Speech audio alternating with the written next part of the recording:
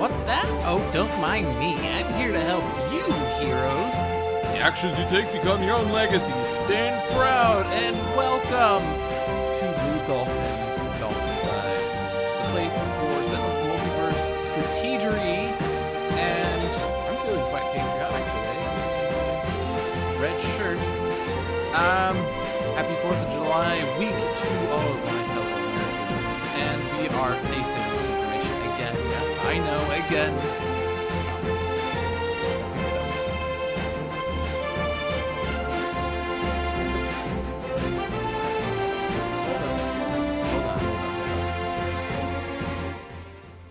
All right, how about that? Sorry for the technical difficulties. Let's just... Is that better? Can you still hear the game? I was actually afraid of that. Well, much better. Okay. Sorry about that. I had to adjust the audio. Music's too low. I had to adjust the audio for Tales from the Archive because Skype screws with audio balance, and I didn't get around to retesting it. So I do apologize to everyone whose ears were blasted out. Let's just reset. We'll do a take two. We'll do a take two. So if you saw that, we'll just reset it so that we can get the title card back. Because it was Grandpa Legacy, Argent Adept, Dark Watch Fixer, Dark Visionary. I think it was Fugue State Parse, but if it wasn't, it is now, and it's in the Freedom Tower, and it's ultimate. Alright, so as long as everyone agrees that the audio is back, we'll just wind backwards for a moment and pretend like nothing happened. Woohoo!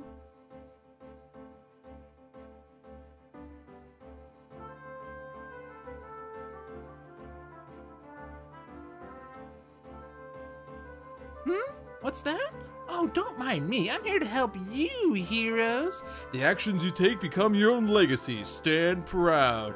And welcome to Dolphin's Dive, hosted by yours truly, Lou Dolphin, where we discuss some Sentinel strategy and perhaps some ways to defeat ultimate villains, especially ones that we fought in the past. Alright, we'll lower it just a tad. Alright, 15. There we go. We're all good. I don't know if we're actually going to go with that second take, but we're just going to pretend like this is the real first take. But hello and welcome to Dolphin's Dive. We are fighting ultimate misinformation yet again. But before I even get to that, let me read the blurb. You are watching Handelabra Games. Handelabra believes in civil rights for everyone and in being as inclusive as possible, so any comments or activity actively working against that goal is not welcome and will not be tolerated. The too loud was a joke.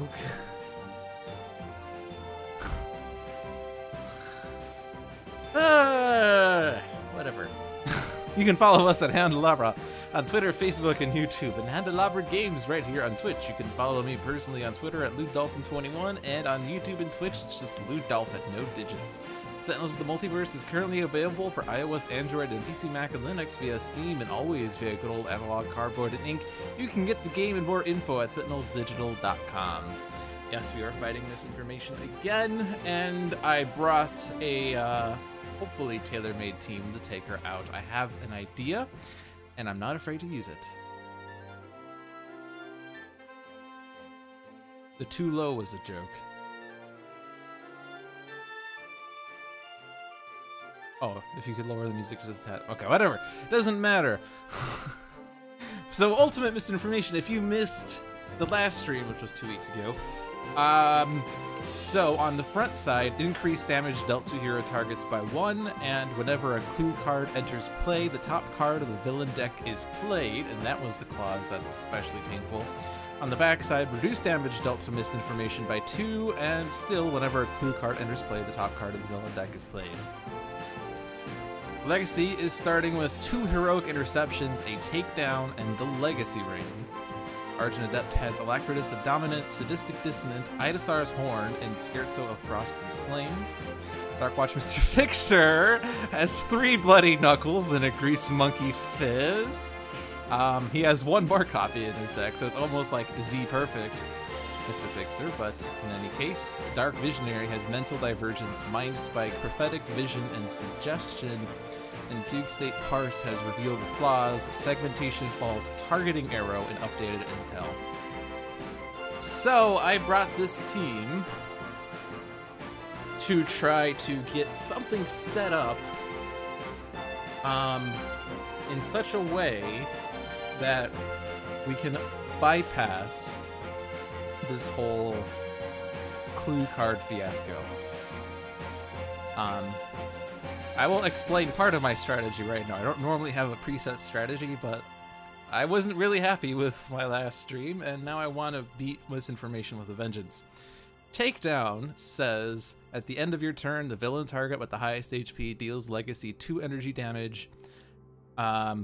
There are sometimes no villain targets with highest HP, so Takedown can sometimes be played for free, and then villain cards cannot be played. Ordinarily, you would not want to play Takedown on the front side of misinformation because you don't get clues in play. But if we play it, and we keep it in play, she doesn't play cards, she doesn't do anything, and the rest of us can get set up for like 9 years.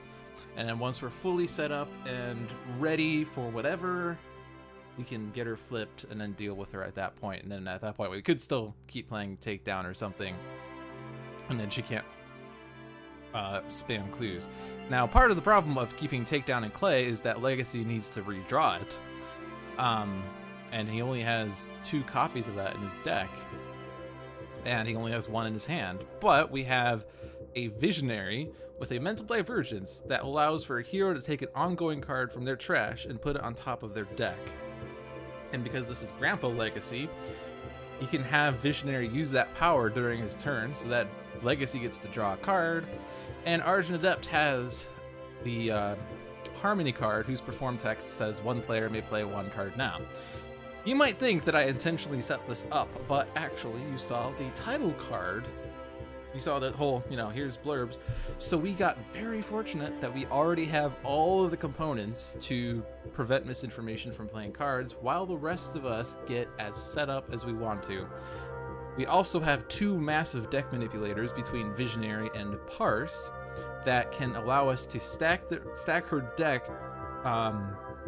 to some extent. I mean, we can only stack it so much because Visionary can only look at the top 2 cards, and Parse could use Extrasensory Awareness to look at the top 3 cards. But maybe if we use Extrasensory Awareness to discard cards and then Visionary ends up suggesting whatever ones we want back, we could set it up that all the clues we need, which we need 4. You could stack 4 clues on top and then some nonsense card that we don't care about, and then flip her. Or she'll play the 4 clues and then the card we don't care about, and then we can proceed from there.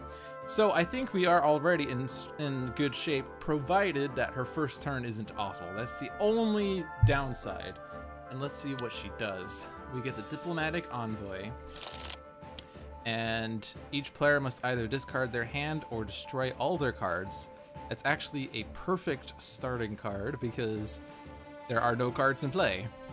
So we all choose to destroy all cards, and her only play was the Diplomatic Envoy, which does hurt, but we should be able to deal with. At the very least, Misinformation is definitely not playing cards ever. So I could play Takedown right now, but I could also have Argent Adept lit Legacy play it on his turn, and that way no villain target deals damage. So we'll put the Legacy ring in place so that we have set up there.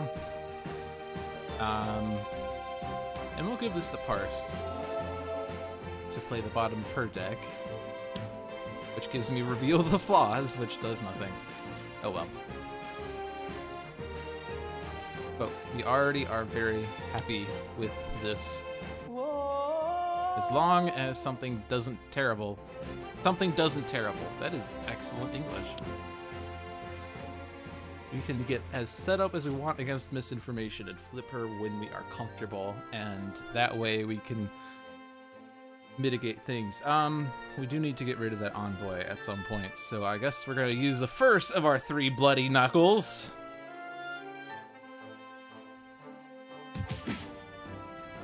And I'm gonna destroy Takedown. Oops. Oop. I guess I could have destroyed Parse's thing. I could have used Grease Monkey Fist instead, but that's okay. Let's go ahead and get Mental Divergence. We do need that at some point. And since, I mean, we do need to make sure Freedom Tower doesn't do something awful either. We have Dr. Stinson's Secondary Lab to reveal the top card of each hero deck and either discard or replace, or Ironclad Maintenance Bay, put the top card of each trash pile under its associated deck. Let's go with the Secondary Lab. So we can get a little bit of deck stacking there. Now, updated intel is going to be excellent at some point, but while Misinformation can't play cards, there's no purpose in using it. Targeting Arrow could increase damage to the Diplomatic Envoy. Segmentation Fault is at least a card. Good to have more ongoings in play for fodder for general purposes, so I'm just gonna put that out there. It's a tactic analysis. Legacy wants to be able to use a second power, and it doesn't currently have a good one, so let's go ahead and have Legacy look at cards. We get Surge of Strength and Inspiring Presence. Let's go ahead and play both of those. Now, the self-damage can hurt when she flips, because we will be hitting ourselves. But I'm generally fond of increased damage, and Mr. Fixer is also fond of increased damage. Alright, so tops of our decks. Inspiring Presence is already in play. Scherzo of Frost and Flame. I really want to get a different thing, and I already have one in hand anyway. Overdrive. I do want to get a better tool and style, so while Overdrive is usually exciting, I'm going to ditch that to try to get to what I want. Rest the Mind. The Envoy could take itself out, I guess, if I utilize Rest the Mind. We'll keep that. Exploit Vulnerability, that's a good one. Well, I guess it only helps on, well, I guess the interesting thing about Exploit Vulnerability, whenever a non-hero target enters play, increase damage dealt to that target by 1 until the start of the environment turn. She has only... oh no, she has 1 in her hand as well. She can get 2 of those in play. And that includes Misinformation, because when she flips, she becomes a target and therefore enters play. So, extra damage on her flip would be exciting. Oh yeah, we do have to destroy something. Because we do have 1 diversion in play. So this is why I played extra cards, just in case there was this contingency. And I guess we're gonna ditch Segmentation Fault, because I kind of... I already ditched the other Inspiring Presence is the problem. There's another one in my deck, but I don't want to destroy Takedown, because we don't want her to play cards. Yeah, we're gonna ditch Segmentation Fault, I think. I mean, I guess I could ditch Surge of Strength, but that's okay.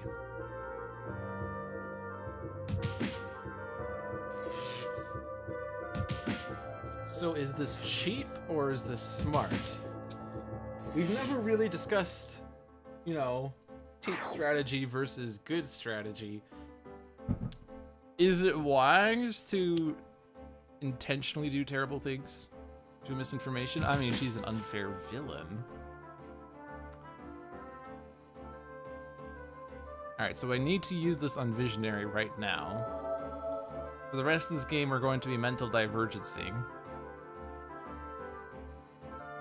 to put Takedown on top of their deck. So this sort of sucks for Legacy, because now he's not really going to draw cards unless we can get the right style, or the right Argent Adept things in play. In which case he could draw additional cards. We still need to use the Perform of the Electritus Subdominant. But I can get a different song in play, and then do this to play Takedown. So this is the theme of this game, is Argent Adept makes Legacy play Takedown, Visionary uses her power to bring it back into play as needed. We're gonna get Fixer set up. I'm gonna have to destroy something if I do this, but we do need to get rid of you at some point. guess I didn't need the Grease Monkey Fist for that. But I do have to sacrifice something. I guess I will just go with the Surge of Strength then. I don't need that.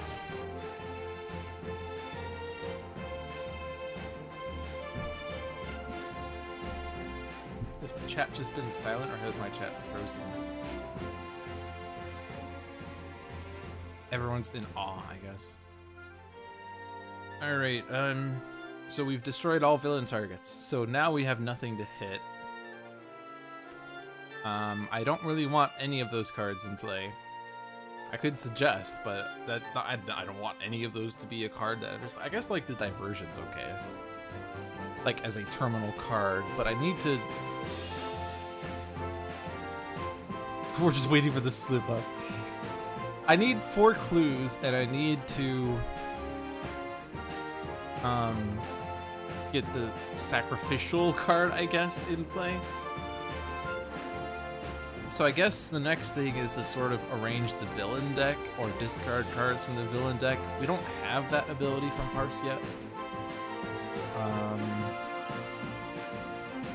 But you could precognition the villain deck. Clue, diversionary tactics. Well, and suspicious malfunction is awful. Each hero target deals itself blank damage. Mr. Fixer with a jack handle would be very happy with it. Reduce damage dealt to misinformation by 1, but at the start of the villain turn, move a diversion card from the villain trash into play, and then diversionary tactics, which is awful. As much as this card is awful, I can probably hope for us to be at max HP, or for there to be heroic interception in play. So this doesn't really do anything. In fact, heroic interception is probably the way to go. So we'll put suspicious malfunction on top, and then diversionary tactics on the bottom. And Legacy has his takedown in play. Yeah, it's in play. So let's look at Freedom Tower. Entry Point and Caspit's Playground. All hero ongoing cards are also equipment cards. That can be pretty bad if we get missing resources, but hopefully we won't build to that, and we could just, I guess, take it out at some point.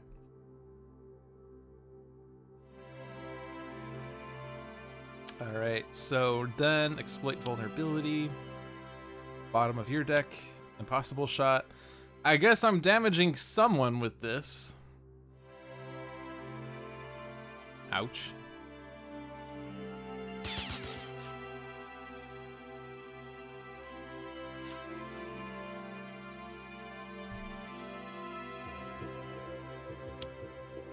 So we have misinformation on lockdown, and with Visionary we can mitigate Freedom Tower as needed. Alright. Fortitude, I do want to have at some point, but I need to be able to draw it. Rhapsody of Vigor, let's discard that. I want Riveting Crane because this can bypass Misinformation's advanced rule on the flip side. Twist the Ether's useful. Gauge.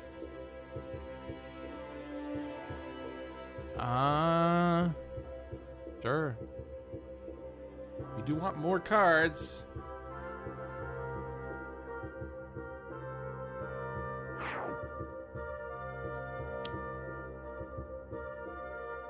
And then we do this to Visionary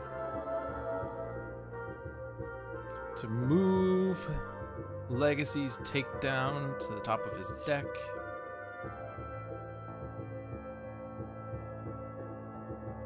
And then we'll put a melody in play, and then we'll have Legacy play a card.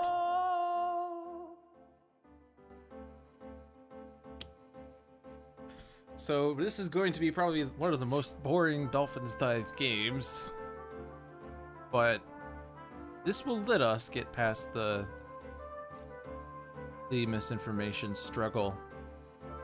Alright, so actually Caspit's Playground is very useful with Salvage Yard because all ongoing cards are now equipment cards, and therefore we can move anything from any trash into hands other than one-shots. That said, Actually, we should just start discarding ongoing cards or in-equipment cards so that salvage yard can give us massive hands. I'm going to skip for now, though. I know what the top of my deck is, and I want that, so I'm gonna get the Riven Crane. Jack Handle might also be useful. I mean, it will be useful. Alright, nothing to rest the mind on. Still not ready for the suggestion play. So let's Prophetic Vision. Training Simulator, move a villain target from the villain trash into play. That's not a good one because there is a villain target in the villain trash.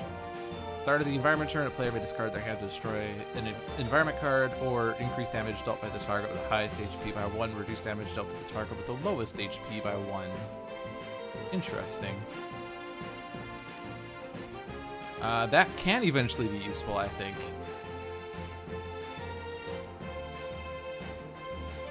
But let's avoid the training simulator as long as we can. Top 2 cards of misinfo now. Well, we know one of them's a clue. Because she hasn't played a card. The other is missing resources, and that's not a card I want to have. So maybe I don't really want to look at Misinfo's deck for the time being until I can get the Parse card that I want.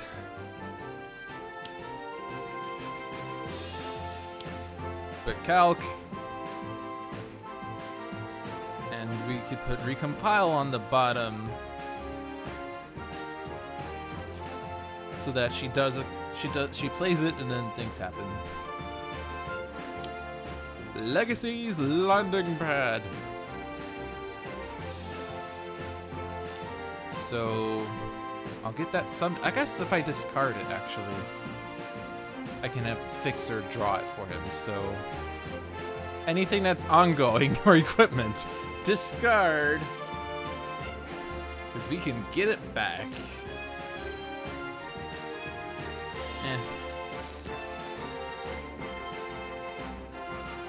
I do want that, and that's a one-shot, so that's good.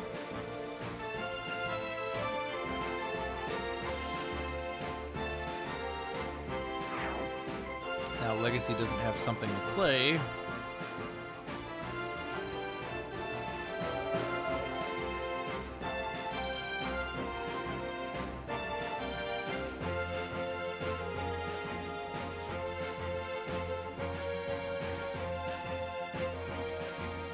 Ooh, I can conjure an instrument now. Yes. It's not in my trash. We will go with the Lyra. Because then I can have Legacy play a card, and then someone else could play a card. Or I guess Argent could have used that on himself too.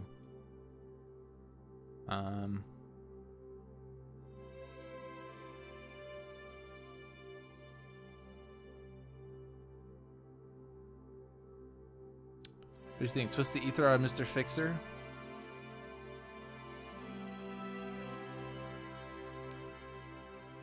We'll do that. Fixer's the damage-dealing god. Christopher and John would probably be proud of me. I mean, hey! We are making the Queen of Hijinks a mere pawn.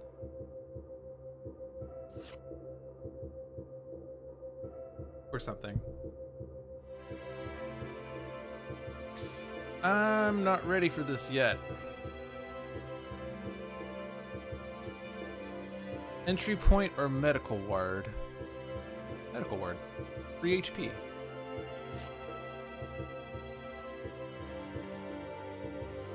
Does that reduce environment targets or just cards? Cards. Okay, so we can actually utilize that in case the cryo chamber comes out.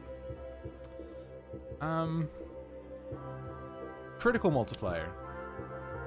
Do you have to be careful with that though? Because now I don't really want to select anyone. This forces me to select. Select a hero target, increase the next damage dealt by that target by 1. But Fixer does have the jack handle, so he can't ever hit a hero. Actually, I wonder... Whenever Mr. Fixer would deal damage to a target, he deals that much damage to all non-hero targets. What if there are no non-hero targets? Does that count as damage? And if not, does that mean I could just stack critical multipliers and then he just immediately takes out misinformation upon flipping? I'm going to go with that theory. I like this theory. Because there are no targets, so Mr. Fixer can't, or sorry, there are no non-hero targets, so Mr. Fixer can't damage all non-hero targets. But he's not dealing, he's like not dealing damage as the result, and so like, that doesn't expire the damage increase, does it? Because it's not the next damage dealt by that target. It's probably the safest way to deal with this because I don't want Fixer to play the bottom of his deck. That's dangerous. Legacy. Lead from the front is already in play.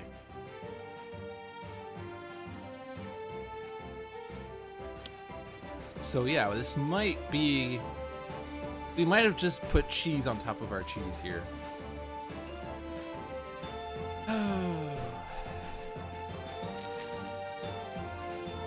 Eventually I'm going to do something. I want that. That's exciting.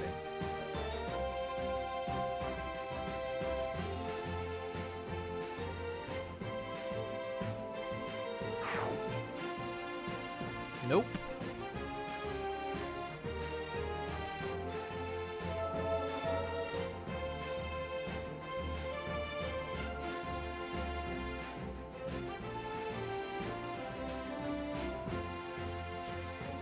Yeah, this infinite takedown is amazing. Inspiring Super Tonic, there we go. So I could do power in play, and I have to do a play, or I could do play and play. I don't think I have an exciting power though.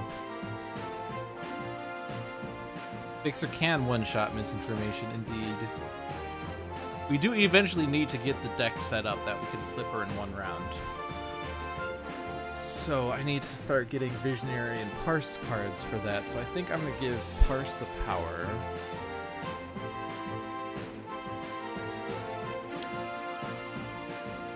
She didn't discard a card. Legacy plays takedown.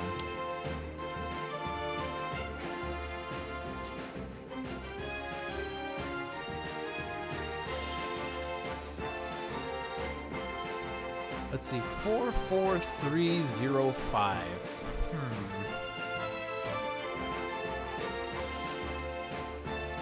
I guess I can figure this out immediately. Increase the next damage dealt by Dark Watch Mr. Fixer by 3. I'm gonna play charge and then undo it. But I want to see if playing charge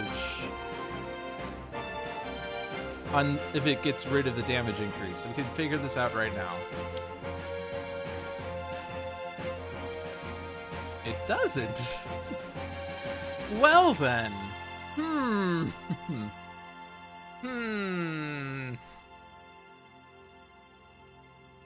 So, checkmate misinformation. You're gonna flip, and you don't have any effects. At the start of the villain turn, a clue card is destroyed. If this occurs, each hero target deals itself 2 sonic damage. Mr. Fixer's next damage gets increased by 9,000. It's all non-hero targets, including misinformation, and she goes down. we have a plan. It just requires us to not expire Fixer's damage. I'm just gonna hold on to Salvage Yard. Although how many do I have? I have 2 total. I'm just toolboxing.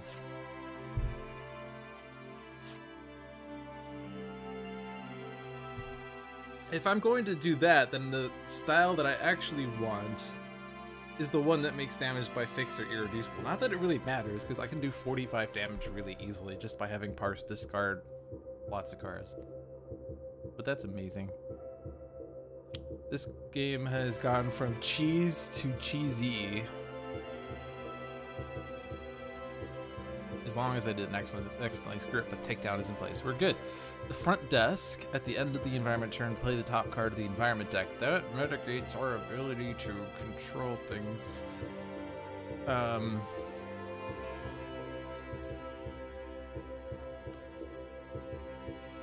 might want entry point because it's not doing anything, really. You can put it on Legacy's landing pad. And we're just gonna keep critical multiplying, I guess. Ugh. Well, Visionary is regaining HP anyway.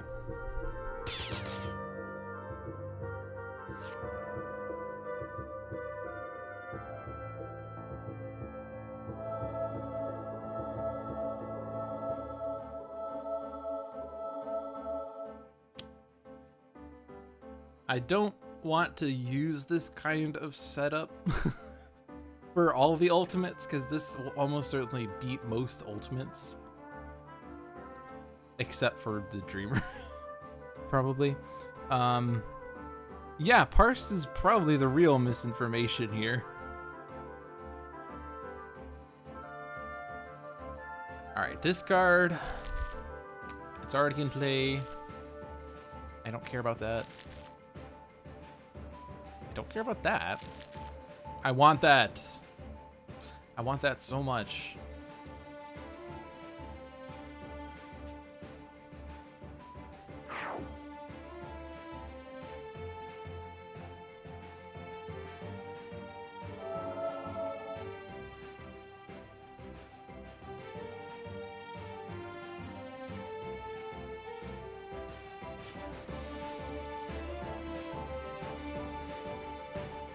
Okay. Let's Arcane Cadence. Get an Arcane Cadence. I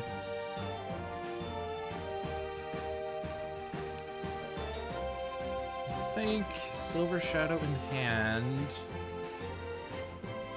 Syncopated on top.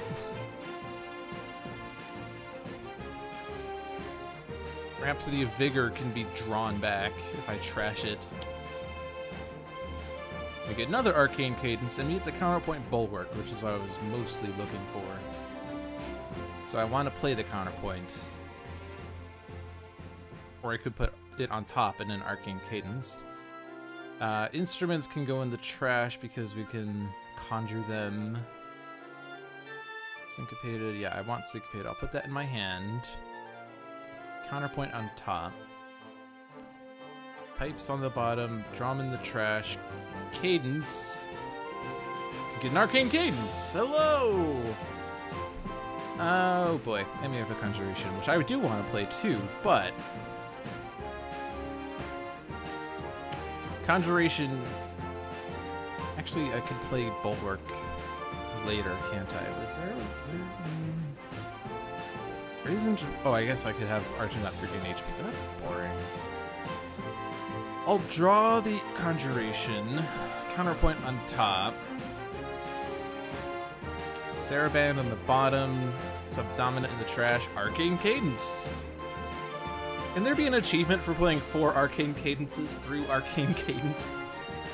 Because it's kind of hard because you need each Arcane Cadence to reveal exactly 1 Arcane Cadence.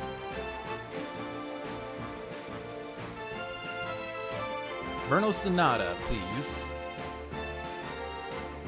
I can put the harp in the trash and then I can conjure it because I do have a conjuration. Silver Shadow's great. Trash the harp, play the Bulwark. And now we can get Legacy to draw cards so that he can actually do something else on his turn.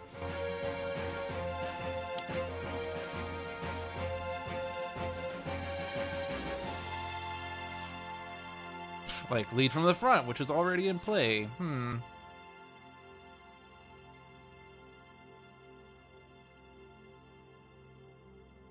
now I have 2 salvage yards. Since I have 2, I'm gonna go ahead and play 1.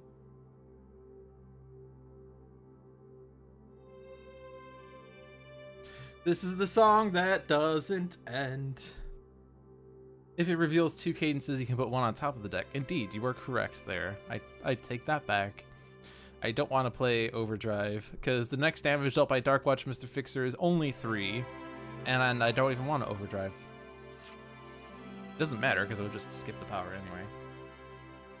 Alright, we have 2 suggestions. Now we gotta eventually someday figure out how to manipulate Misinformation's deck.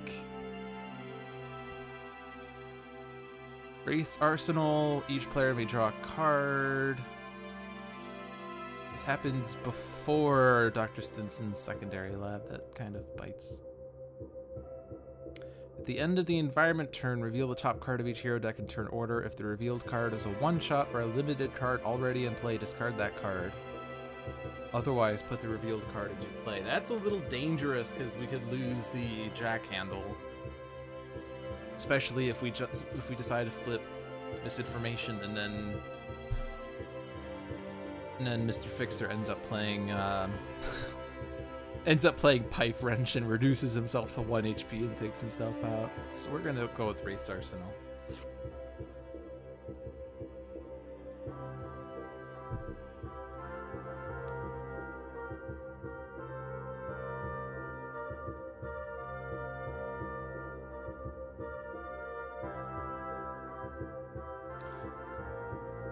Ooh. When this card is destroyed, draw a card and play the top card of the villain deck.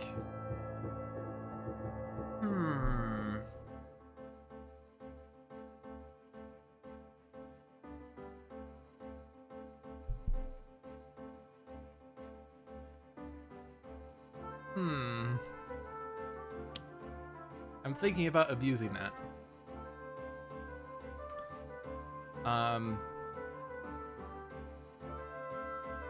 It doesn't really mean much, I guess, other than we get Misinformation to flip without her actually getting a play phase. But we still have to stack her deck, and we still need the terminal card to be something that we don't care about.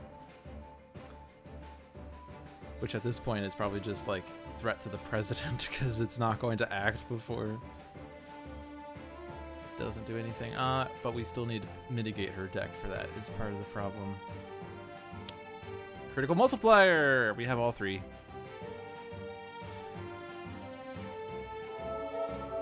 So once I get the extrasensory awareness out, then we can have Argent and Adept give Parse a power, so we can do that twice in a turn and keep discarding clues.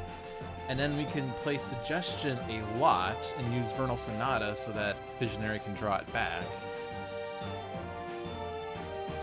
I want to discard Thok. I mean, that's a card that lets me draw a card, but instead... Oh, but I have to deal damage with that. I don't want that. Conjuration, no. Dual Crowbars? I don't want that. Brain Burn? No. Targeting Arrow? Not even gonna do anything before we could act, I guess.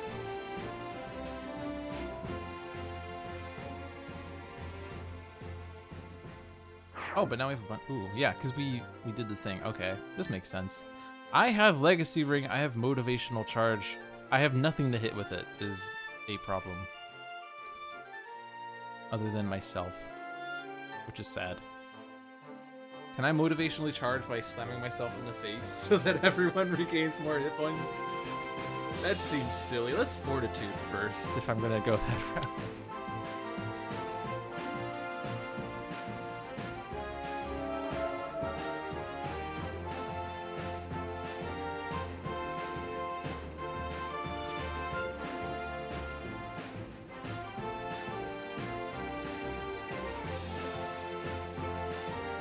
Oh yeah, and the harp's in my hand anyway after I discarded it. In fact, look at all these cards. Oh my goodness gracious. I am now going to run out of things to do. First, let's get instruments out.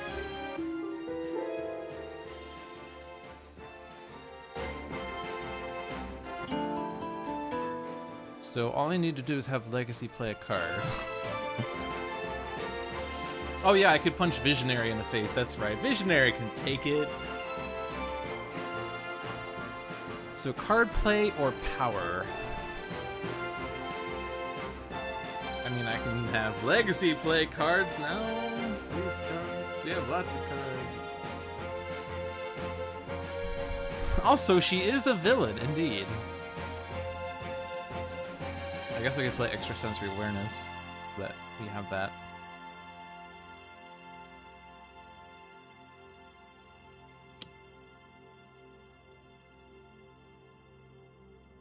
Oh, but then I guess I can't give Legacy a draw. Oh well. I guess that was part of the thing.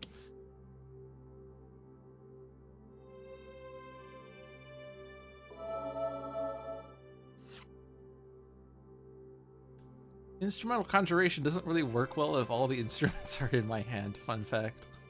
Harmony is something I want.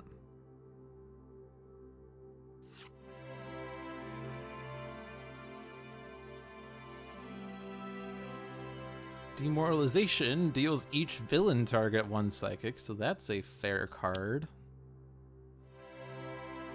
And Freedom Tower has an entry point and Frost's Cryo Chamber. Increase all cold damage by 1, reduce all fire damage by 1. At the end of the environment turn, deal each target 1 cold. Which, if I utilize Mass Levitation, it doesn't do anything for me.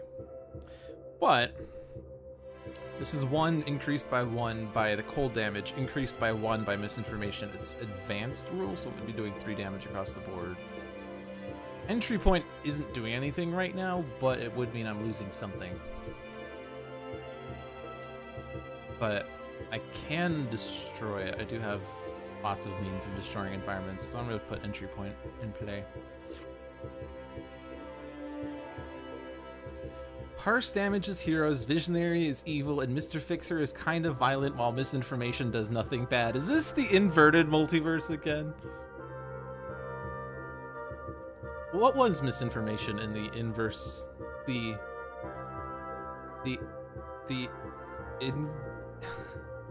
Trying to combine multiverse with inverse, and I'm getting inverse, which is technically correct.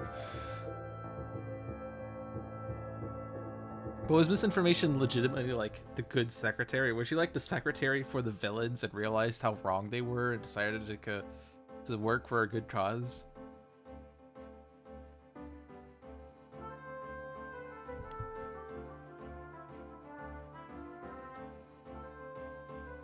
Alright, we're using Extrasensory Awareness now with the intention of discarding clues so that Visionary could suggest them. What's underneath this one? Legacy's landing pad. That means that the room we don't want is Ironclad Maintenance Bay, because Visionary won't be able to suggest a clue before the Ironclad Maintenance Bay moves it to the bottom of the deck.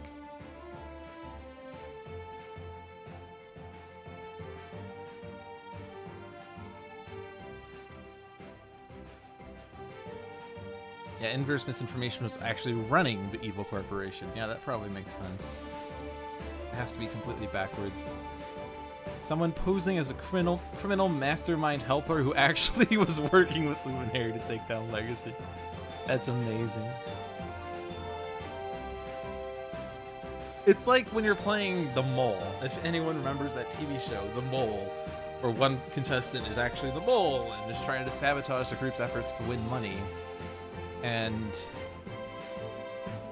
the weird thing about that show was that if you play it smart, the good players intentionally sabotage games to try to subvert everyone into thinking that they're the mole. And the mole doesn't do that as much because they don't want to draw attention. So the good guys obviously ruin the game. The mole subliminally sabotages the games. And so like everyone's sort of backwards from, like, they're forwards, but they're also backwards from their intended purpose.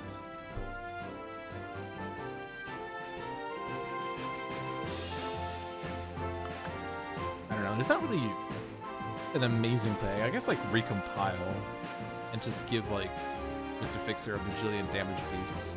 I'm kind of thinking though of getting rid of entry points so that we can cover it up with the new entry point so that I can keep all of these effects.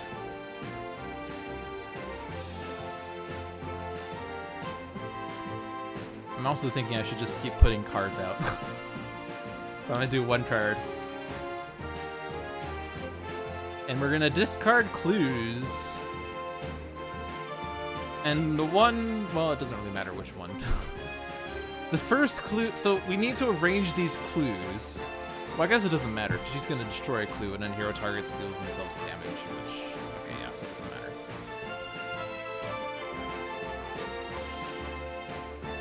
And I don't need to shuffle the villain deck, because there's another clue up there.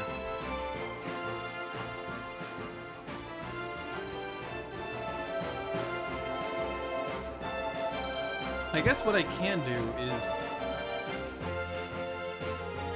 I mean, I could put the cryo chamber into play and then make sure entry point covers it later. If all active players draw a card this way. So Legacy's drawing. Legacy ring.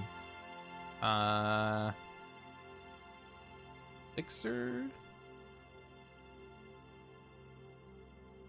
I want the one that's all irreducible. Oh, you have it right there. Alright, then you're done. You don't need anything else. Fixer doesn't need to draw a card.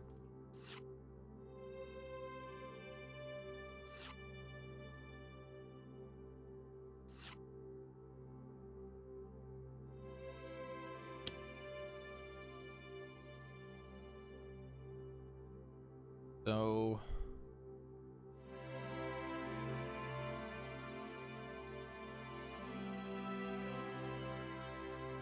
I don't need this effect right now. I mean, it's a great effect because we've been abusing it, but I don't necessarily need to use it for a while, and I can destroy the entry point when I need to. Superhuman durability. I guess we could utilize this to make sure that motivational charge doesn't damage Legacy. No. I don't care. Eh. No, or discard rather. Whatever. We now need to start speeding this up.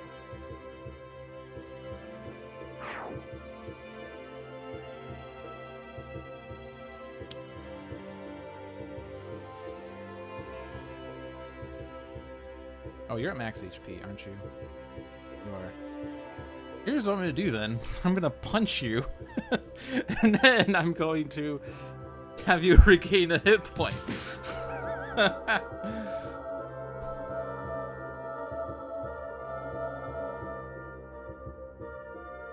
Welcome to the dumbest game of Sentinels ever.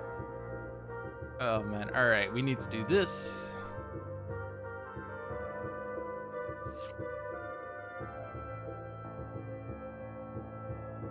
Okay, and then just play instruments. There's still one in your deck. I'm sure everything in your trash is Arcane Kids. Yeah. Zoo's Bell.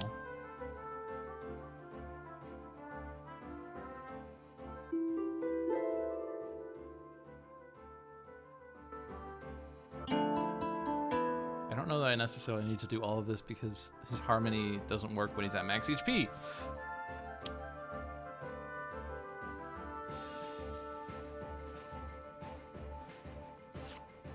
Superhuman durability.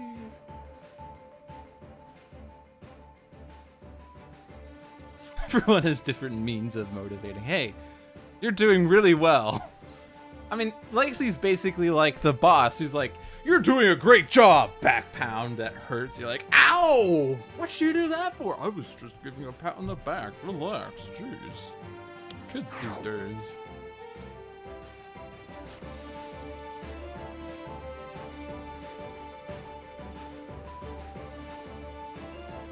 I do need to figure out what card I want to finish on. I guess Diplomatic Envoy is a fair one. At the end of the villain turn. I mean, I guess it doesn't matter because it's...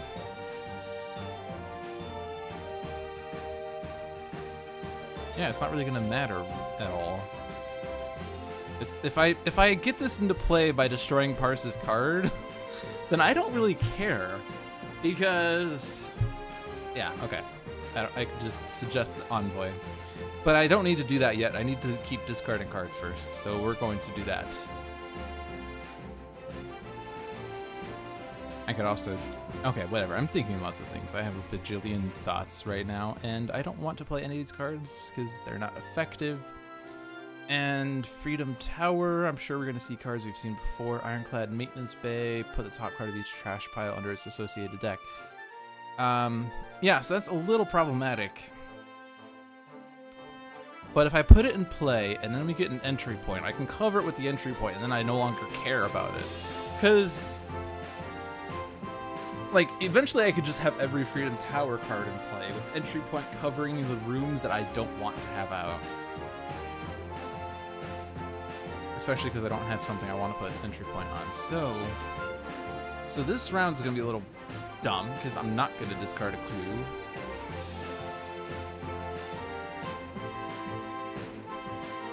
I'm going to keep putting cards out. And I'm not discarding a clue. I will discard Diversionary Tactics. Yes.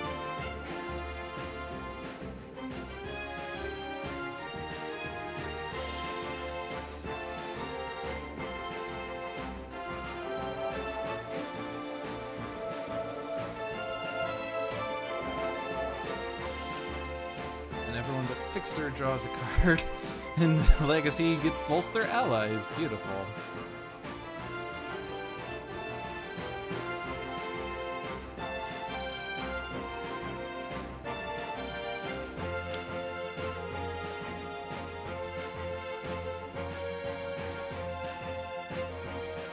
So when I discard, that's going to be moved to the bottom. But Surge of Strength, it's already in play, right? No? No? Oh, it's already in hand. Okay. Conjuration?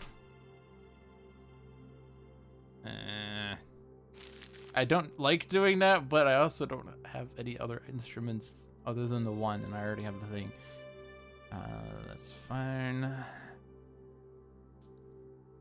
That's a card I've been looking for this entire game.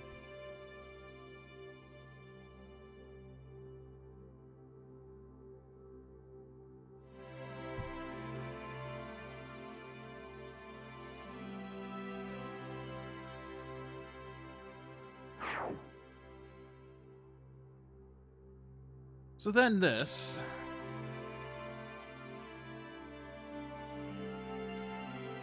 Let's see, this is 2, 3, 4. It's not going to do 5. Not until I have Surge of Strength. And even then, it's not going to be reduced enough. Well, I guess we'll just... Because, yeah, that's doing 3. Legacy, you're doing a great job! Whack!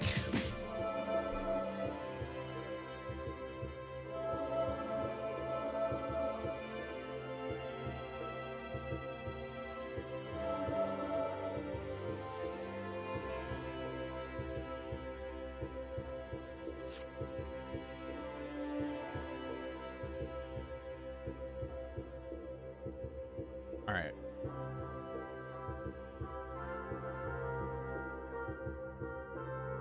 I'm just basically putting instruments in play for now. So I don't need to use the harp.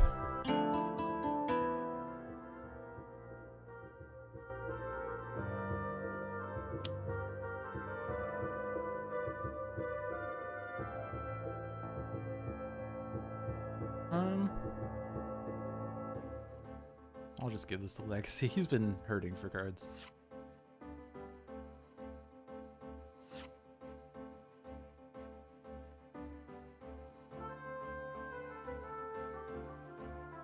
Yep, so then...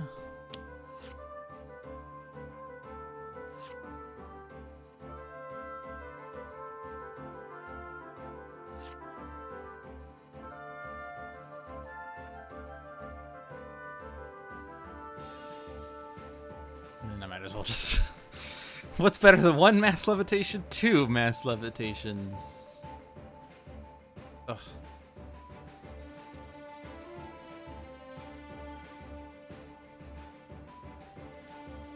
Because I wanted entry point.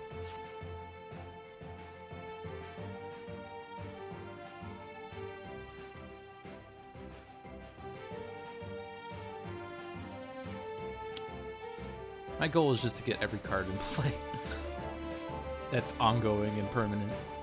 Discard something that's not a clue.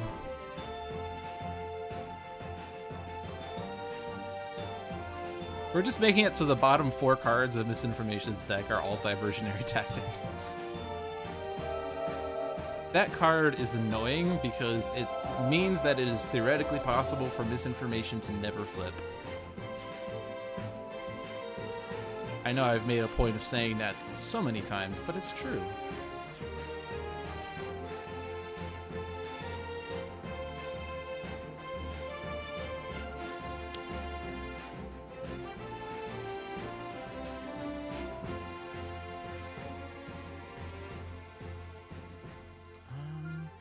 No, that's fine.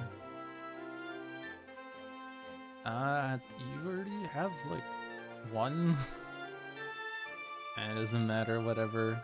I guess I kind of want to get different cards. That's one I want. It's already in play. And that's fine. I don't know.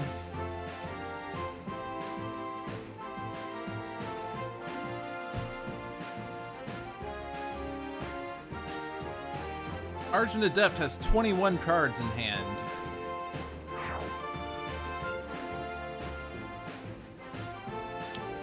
So now I can punch myself. And it'll be reduced to 1. Because the first reduction will be superhuman durability. See? Order of operations.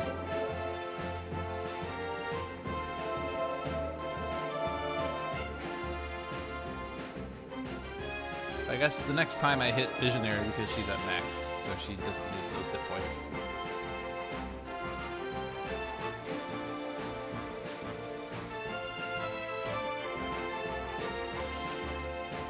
Instruments, we have now 1, 2, 3, 4, 5 instruments, so we need the 6th one next.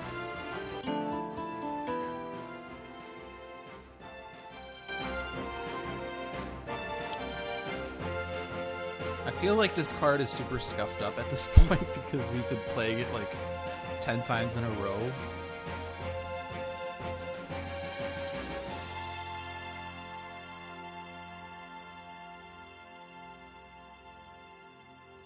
Yeah, I have the style, I have the tool. I don't need anything else right now. I guess I could put Bloody Knuckles into play.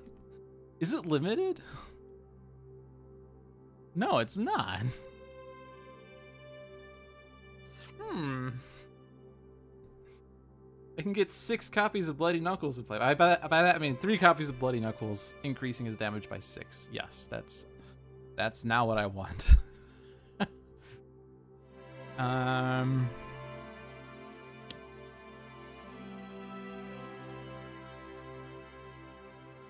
Entry points.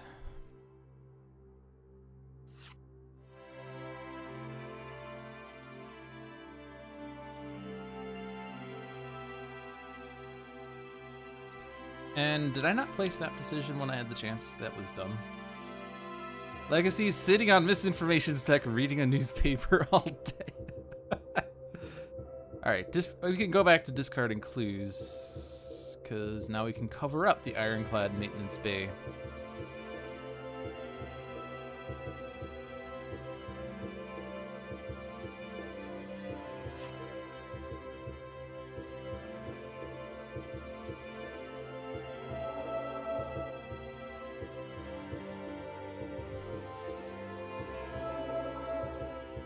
They are almost at max HP.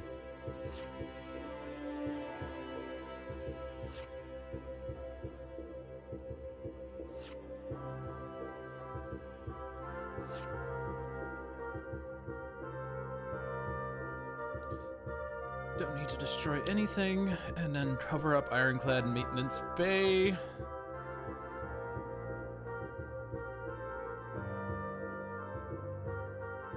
need that. One's already in play, that's good enough. Oh, I said no, that's fine. Don't need that. I want that.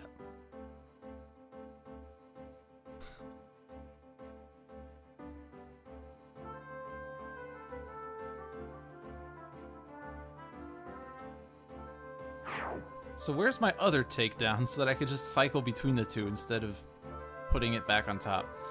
Danger Sense. And then Visionary has been doing an excellent job, although I guess it's... Well, it takes out Decoy Projection. That's a bit of a flaw. Actually, I'll just hit Argent Adept, because he's doing an excellent job. Does that actually count as discards for critical multiplier? If so, I should be doing it for sure. On the other hand, I have 3. I can just recompile and... You know, I really should be targeting Argent Adept with this, now that I realize it. Oh well, we can do that in the future. We'll handle that in the future section.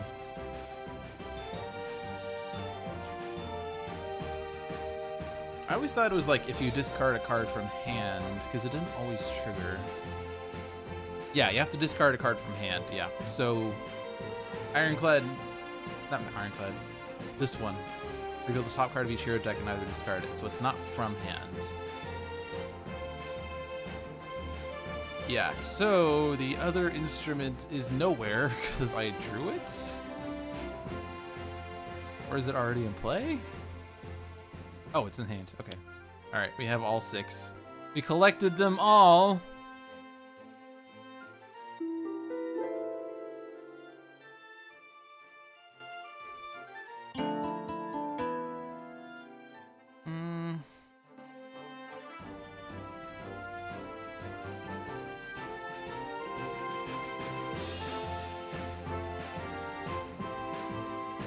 I think I could also do this.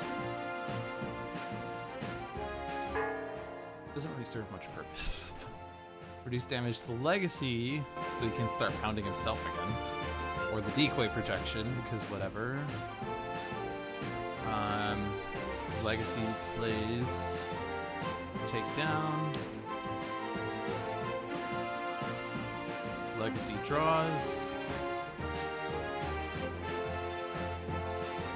And then we can still regain the HP.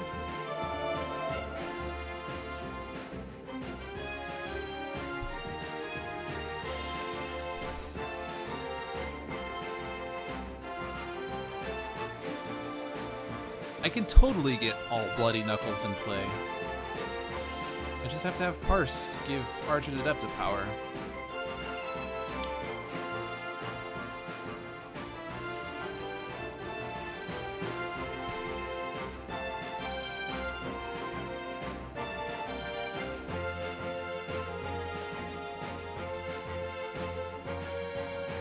Alright, we're almost getting there.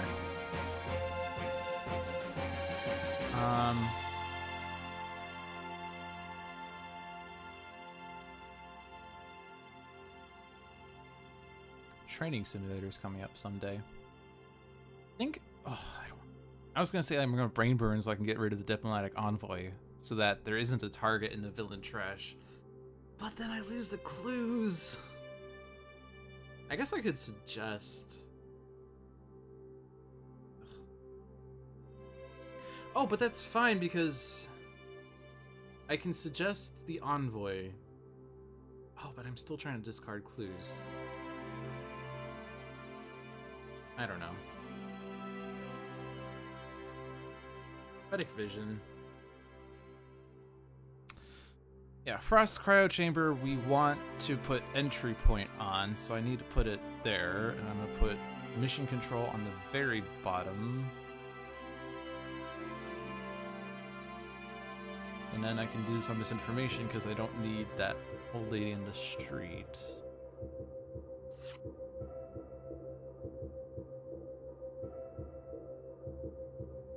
Now discard a card to play a card. And now this gets really weird. Mr. Fixer. Mr. Fixer. Mr. Fixer. And then I can play a card. Oh my gosh.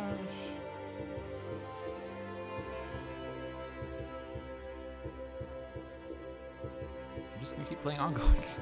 Or segmentation flaw. Actually, if I reveal the flaws, then I don't need Mr. Fixer's style. Oh boy. It doesn't matter at all though. Yeah, it doesn't matter. We have ongoings, but none that are exciting there. Argent Adept has 3 cards. None of them are exciting. Legacy probably has things. I don't know. I'm gonna data mine. The one that is covering Caspet's Playground.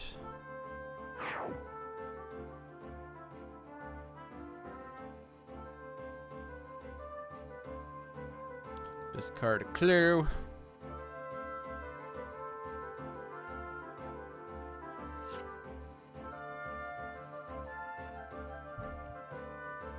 Yeah, I guess I should have been, like, I should have Argent Adept to give Parse a power. I've realized now. I'm dumb.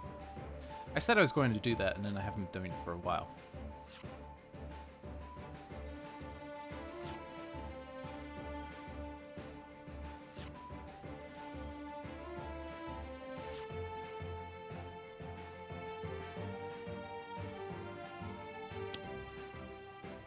So this is going to hurt, but that's okay. I don't need that. I don't need that. Don't want that. Don't want that. Do not want. See, I didn't get the effect. Decoy projection will survive.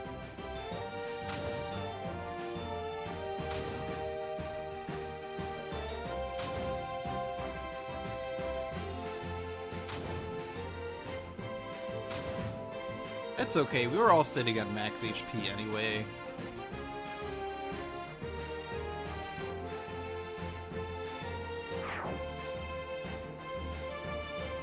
Alright.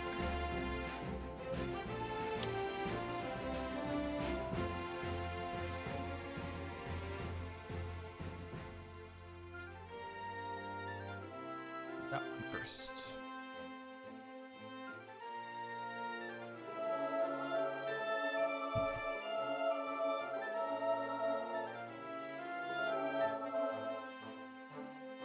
And then Argent Adept. This is the smarter play.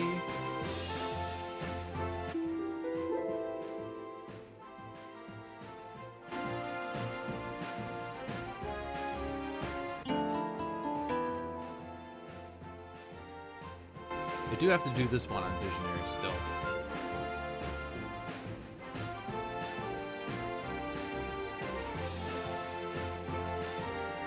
What?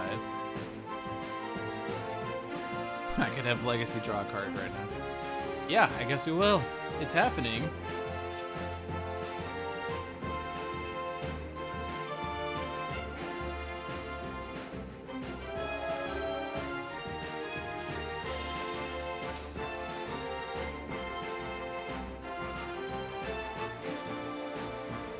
So we're already ahead of that. So now I can play other cards. Oh my gosh, I can play other cards. I don't even know what to play.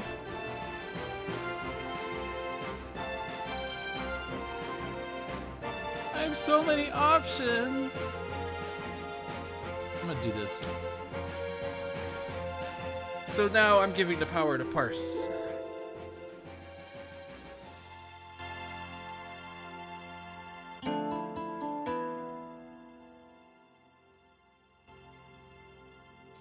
Who is now going to do this? Discard a clue. So we now will have 4 clues in the trash.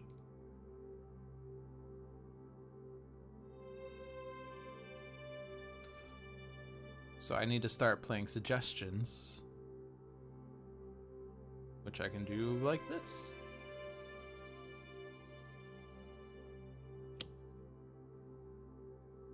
Now, one problem, however, is that I need to have... So I need the terminal card. Well, I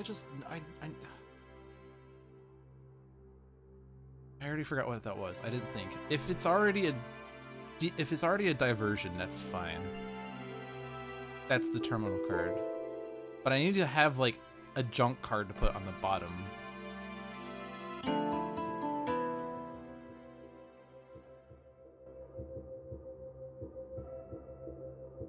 In fact, I think I need to wait on that. Yeah, Explosion in the Lab can be the junk card. Diversionary Tactics cannot be. But Explosion in the Lab is fine to leave on top of the villain deck. Now the problem is I need to put these 4 clues on top, which means I need to have 4 other cards for Suggestion to pool. So I need to keep discarding cards from Misinformation's deck. So I can't play Suggestion right now because otherwise I won't be able to do. Actually, no, I could play Suggestion once because we'll have the clue, we'll have the terminal card, and then we will have a card I can just discard. It doesn't matter what card it is.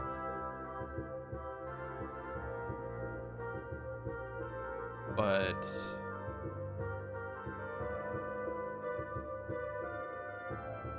I only have 1 of those in play? What? I can only use that power once?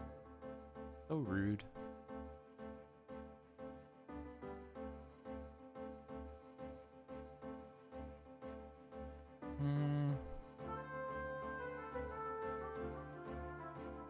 I think now I want to get Visionary to get almost all of her cards in hand. Although I guess I could just play Vernal Sonata to get those back for her, so it doesn't really matter.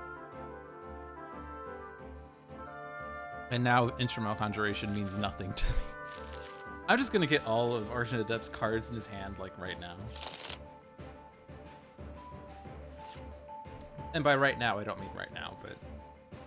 I guess it doesn't matter, because I will have all the cards in my hand. I could just keep playing Vernal Sonata.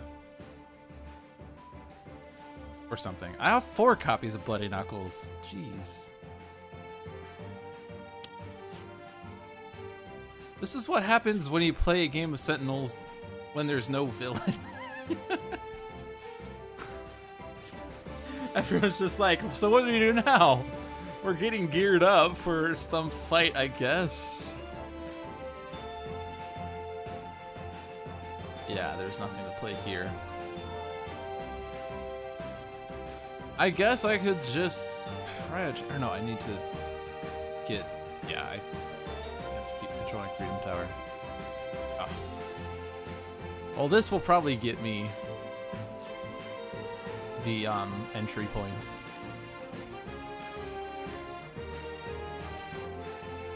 Alright, what's limited? That's limited. It's already in play, right?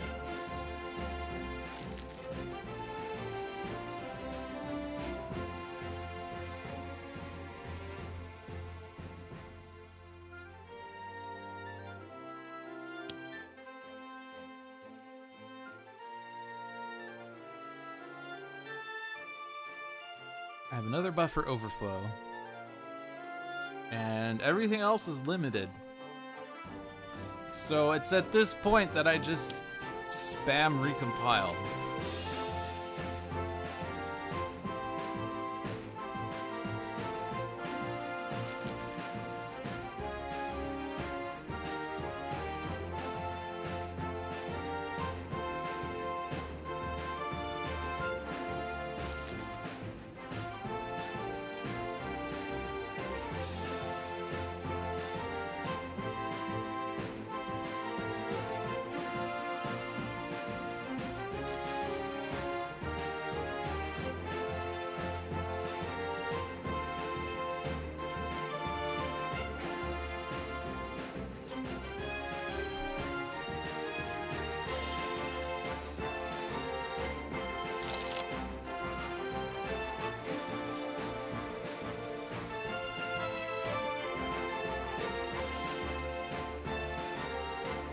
Oh, and I have a power too. Alright, so trash card. An hour and 20 minutes and no damage done to the boss. Jeremy is in a corner crying. Face it is seen, we have turned misinformation into an utter joke.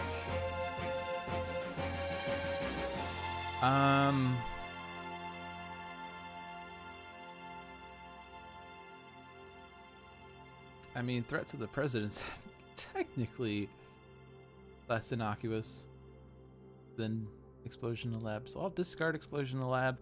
We'll put threat to the president on top. That's the final card. That's the terminal card. Now we're ready for suggestion antics.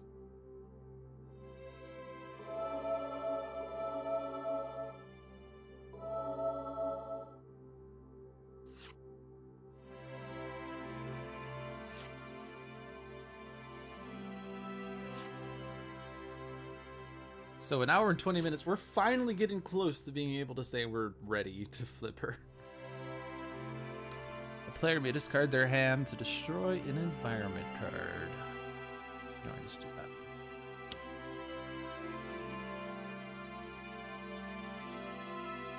Oh, Frost Cryo Chamber's gonna go off anyway. That's fine. Actually, Decoy Projection's dead. Oh no, Decoy Projection! I don't want that. Arcane Cadence doesn't do anything when there's 4 cards in my deck. I mean, it doesn't do all of those things. I don't want that. I don't want that. Is there anything I even want at this point? I don't think there is. Hit Visionary first.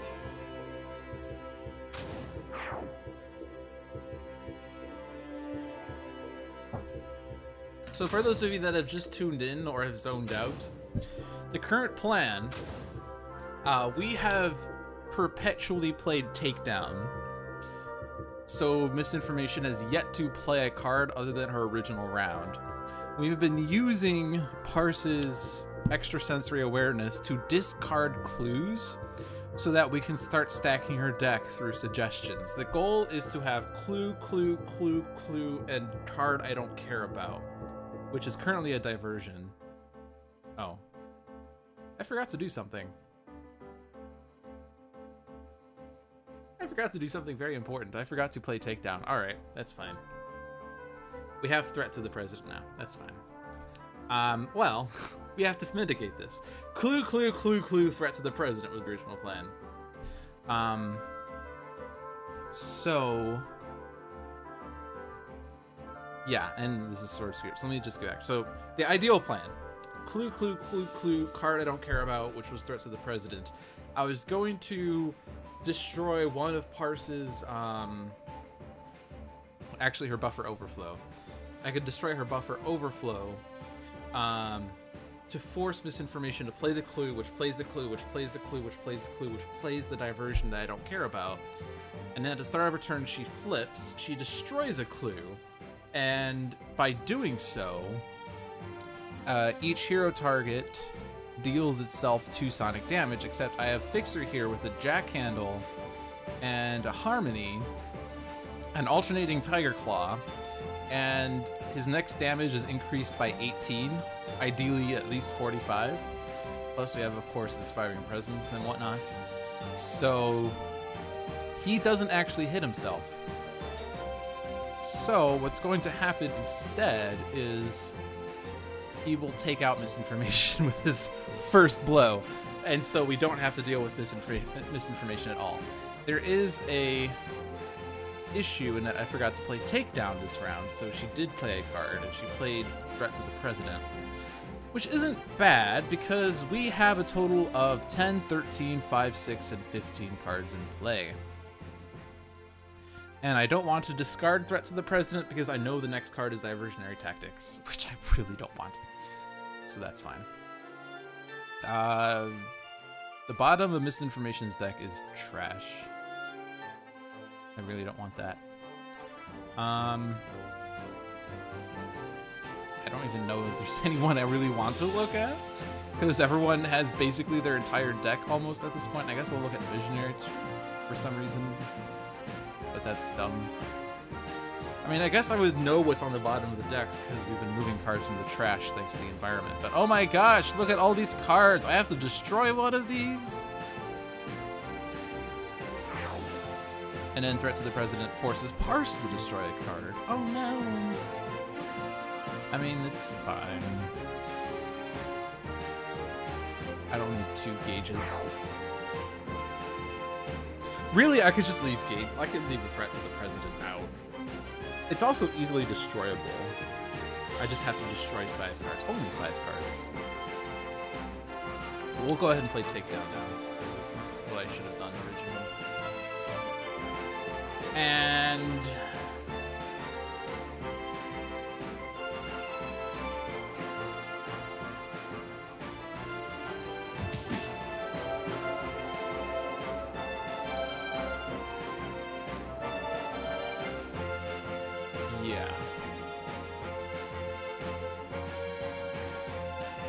So takedown's in play, so I don't need to have Visionary do the thing. I could just have Parse do the thing.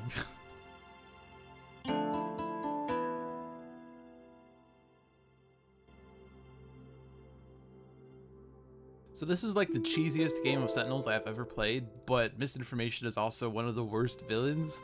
So I think it's fitting that we give her the ultimate cheese. All right, so in order for suggestion to work ideally, what I need is, so if there's a trash card I can leave on top, that's fine. We don't have that because we accidentally played Threat to the President. So instead, what I would need to do is have suggestion do diversion, clue, clue, clue, clue. So I need to play that 5 times, but in order for me to pull 5 cards from the trash, I also need to pull an additional at least 4 cards that go on the bottom. So the trash needs to have 9 cards, 4 clues and 5 other cards that I don't necessarily need, or 4 clues, a diversion I don't care about, and then 4 things. So what that means is that I should discard something I don't care about. Diversionary Tactics is a perfect card to go on the bottom of the deck. And we'll just leave something on top. I definitely don't want Isolated Hero to be a clue to go on like Mr. Fixer. Actually, how does Isolated Hero choose? Put it next to the hero character card with the most cards in play, which is Parse. And we don't want Parse to not increase Fixer's next damage.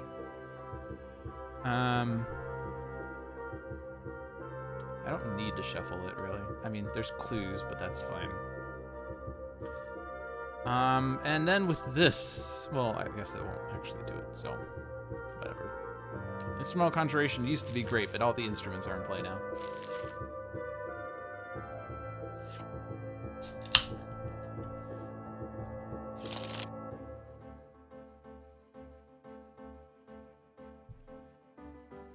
So I need to use her power one more time, and then I'll have enough cards to do suggestion. Let's give this a legacy. I'm trying to get the other takedown to make this process a little more streamlined.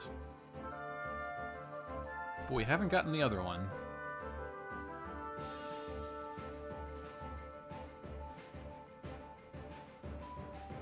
So, yeah, I have like literally everything.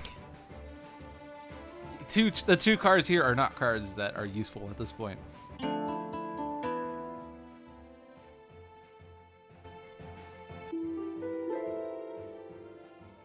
And then Parse.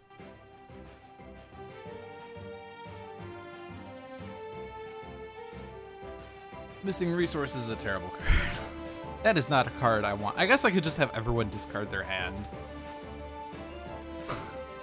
Or no, I guess it doesn't matter. Well, Oh, what if there is an empty deck? Then this is a perfect card to use, right? So I want Missing Resources to be the terminal card because we'll have a hero like Argent Adept who has an empty deck, and therefore...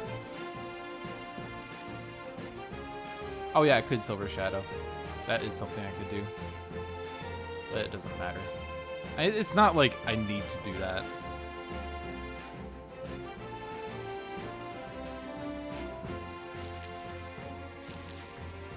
After this, Argent Adept's deck will be literally empty.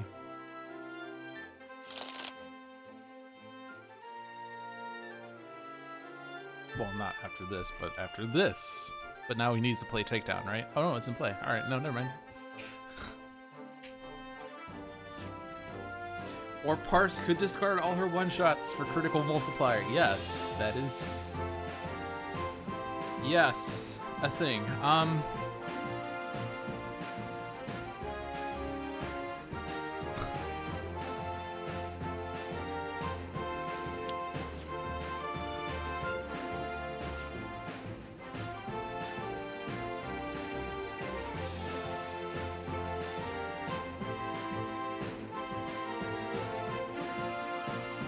Draw all cards, play all permanents, start to play and pity the villain.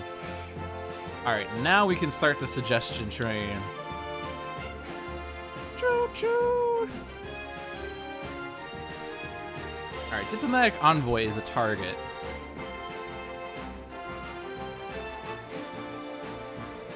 Oh no, I was gonna do something else, wasn't I? Right, I was gonna do something else.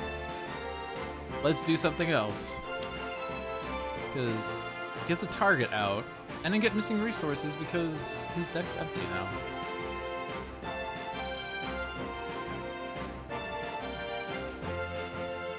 And, well, now I don't really care about these.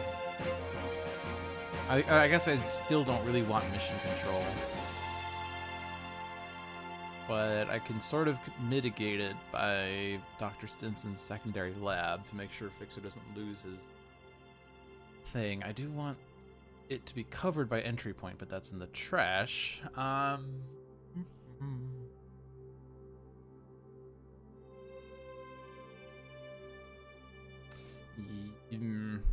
Because both these are entering play, right? Because we have the front desk.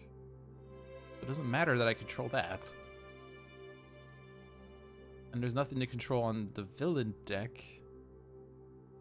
Takedown is in play.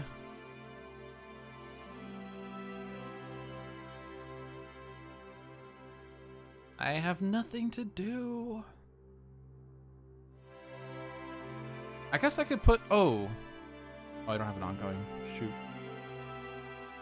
Reduce damage dealt by environment cards by 3.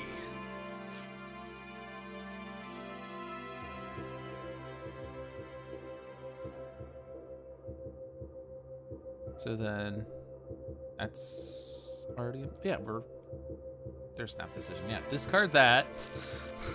Fixer. Fixer. Fixer. Buffer overflow. I would like to play it. I don't know why I couldn't do that. All right, we're gonna get there.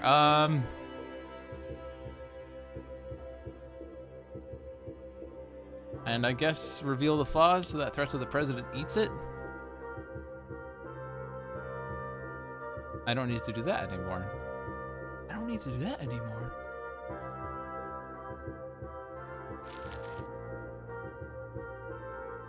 Visionary's gonna accidentally play Brain Burn. Oh no, it's not in the deck. Is there something bad that can happen if I do this?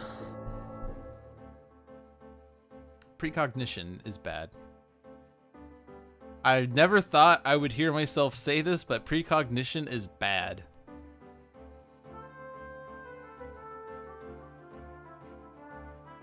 Legacy. Well. Oh, and reveal the flaws.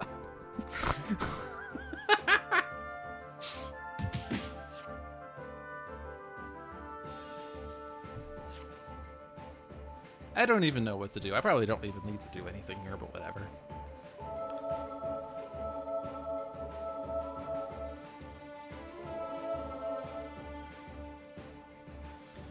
So really, I mean, Argent Adept has his hand, or has his deck in his hand, so Argent Adept cannot draw a card.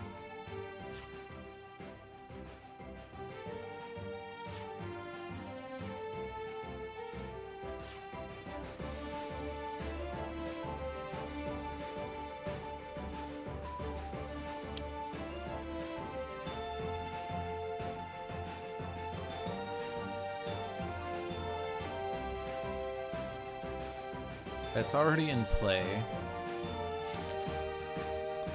That's okay to have an accidental play of. In fact, it's the one I want. Already in play. I want that in play.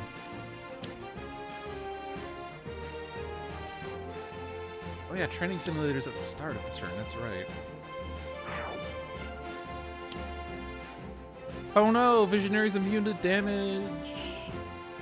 Oh, right, one-shots can't enter play, that's right. And I do want to destroy this, actually. This is just annoying. It's okay, there's lots of, like, mass levitations I don't need. Which of these, like, 20 million cards do you want to destroy? Oh yeah, and we also have Reveal the Flaws. And I mean, I'm also going to destroy the Telekinetic Cocoon, because I don't... Silly. It's good that I didn't accidentally destroy Takedown, otherwise everything would get screwed up. So Takedown's destroyed, it needs to enter play again. Oh hey, I drew it. Okay. So now we are in the perpetuousness period of the game or something.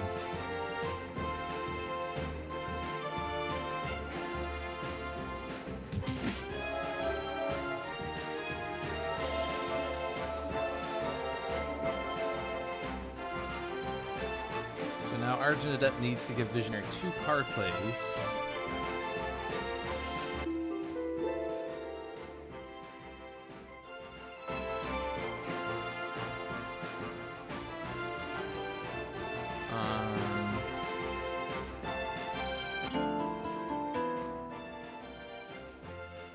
I think the best way to do that would probably just be this.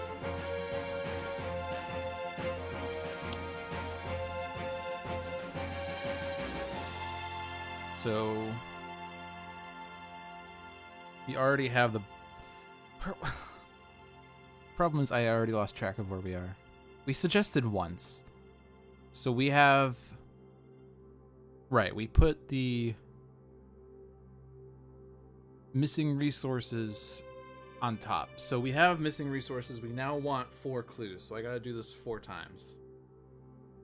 So put whatever clue, because we have only 4 clues, and those are fine clues to have anyway.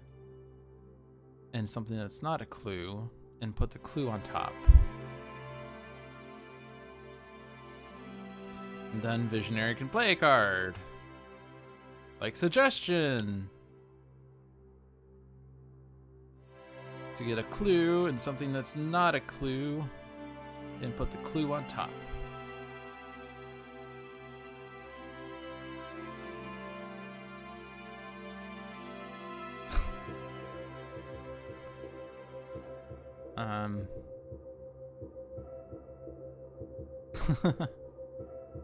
I will destroy this to use a power to activate the perform text of that very Electritus Subdominant so that Argent Adept can play Vernal Sonata.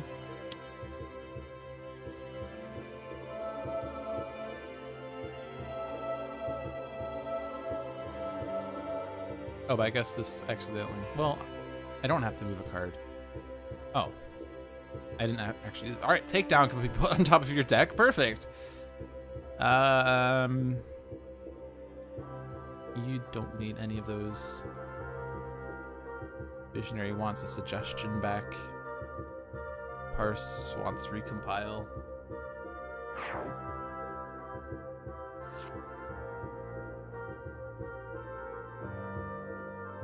So we need Visionary to draw a card, which I can do with Silver Shadow. This is why I've been saving the Silver Shadow. Visionary draws suggestion. Oh my gosh. Play a card. Like Vernal Sonata.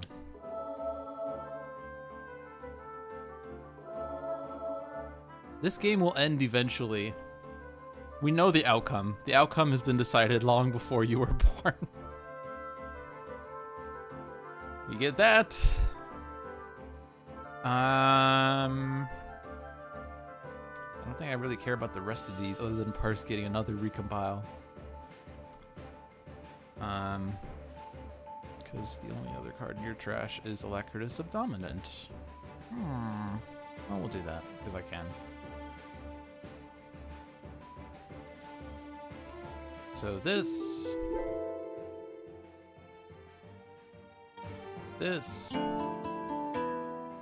So we can play Suggestion, and then we're done, because that will be all the cards in the trash.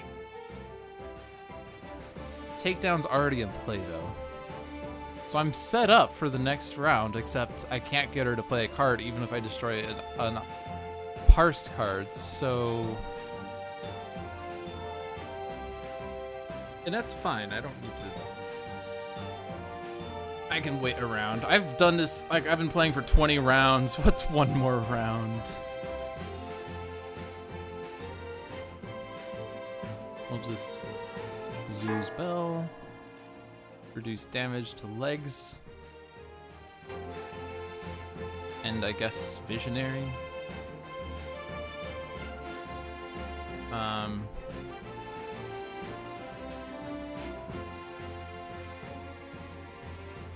Yeah, we'll do one play. I only need to do this once. In fact, well, because I need to draw the other clue and something else, and clue on top. And then we need you to draw the other card.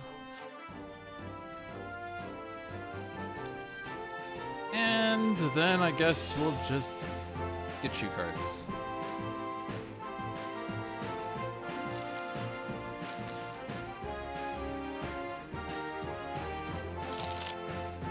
Vernal Sonata! Vernal Sonata!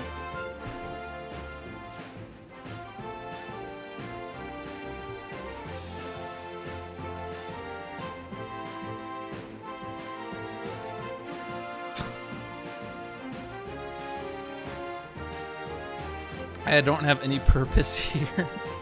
I can't even draw cards. I can salvage yard. Yes.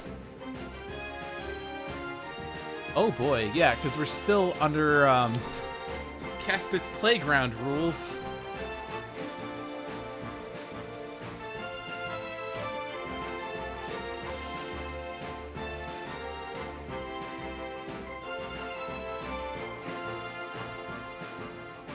So then you play Suggestion, and then we take... Oh yeah, this is put on top. It says the clue on top. All right, we are very set up. We are 100% set up now. And is there anyone whose deck I want to control?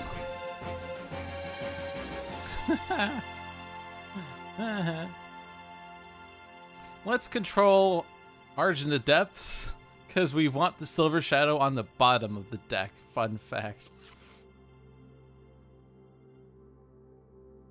And you'll see why. All right. Limited.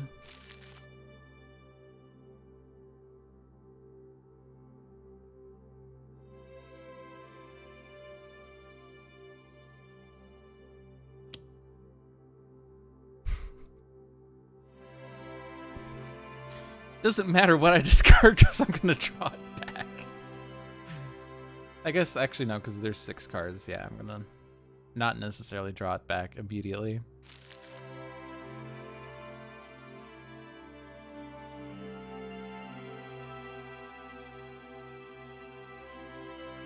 Oh boy. I do need to play Reveal the Flaws on the turn that I decide to, right before we flip her. So, because there's like a lot I want to get done. I want Fixer to play all 4 Bloody Knuckles, and I want I want damage to be irreducible. Somehow. I'm not even sure how. Alright. I think this one doesn't matter, because I'll discard 3 and I'll draw it back. So I will discard whatever's...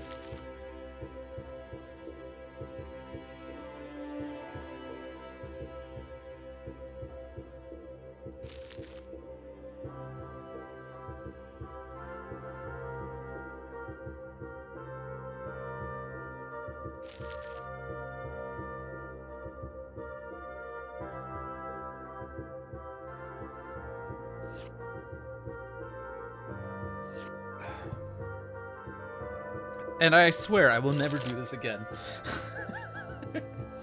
I didn't expect it to be this cheesy, but so it was foretold. Oh boy. All right.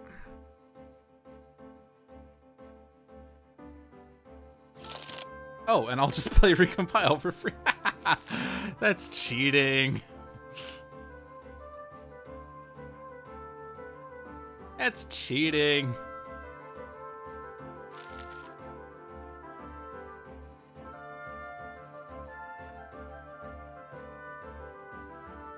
We played Recompile 3 times in this turn.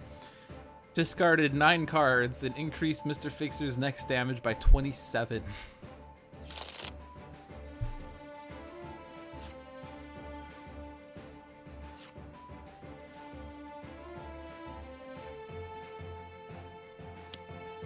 Oh my gosh, Silver Shadow!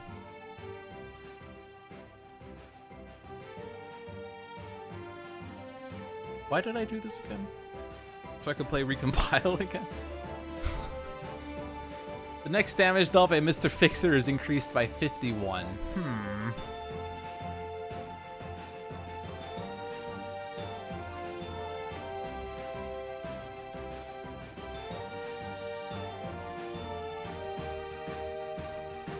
Well, if he, and by he I mean Argent Adept, plays all copies of his Silver Shadow.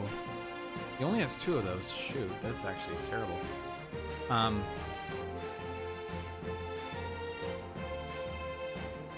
could get enough card plays, maybe, to get all that I want.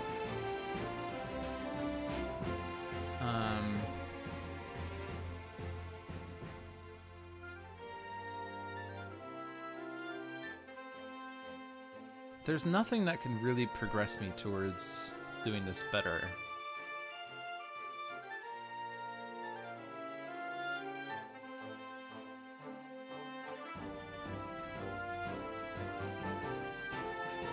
Oh, I mean, I do want to, I want to play Alacritus. Yeah, because I need to be able to use multiple powers on Parse's turn. I don't want to destroy Alacritus in order to play Alacritus, because that defeats the purpose. So I guess what I'll do is I'll have Argent Adept draw so that he can cycle cards back as needed.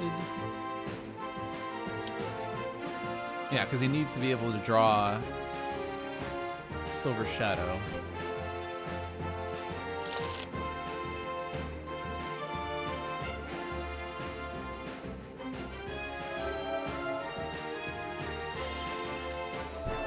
Oh boy, it's getting really... I didn't want this to be the only game of the straight. I wanted to have a viewer's choice. I feel like I should, because people need to punish me for this game. Parse's deck is empty.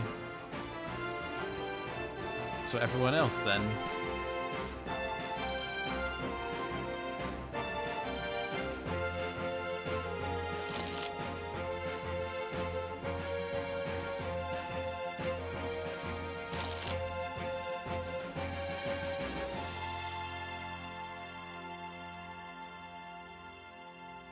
Oh, shoot. Oh, that's fine. Actually, I could have just had everyone draw a card because I was going to need 2 card plays anyway. Don't do that. You're very morbidly impressed. Thank you.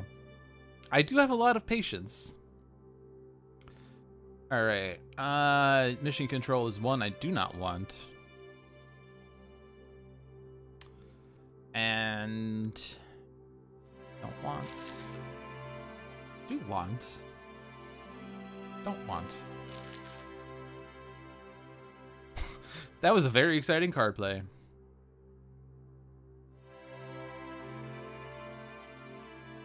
Okay. We are now going to destroy a buffer overflow. In the process, the top card of the villain deck gets played. So, in order for that to happen, though, I can't play Takedown.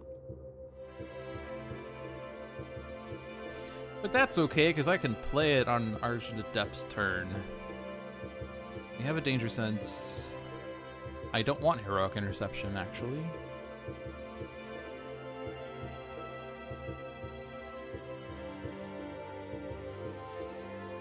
I'll just bolster allies, because we don't have enough cards.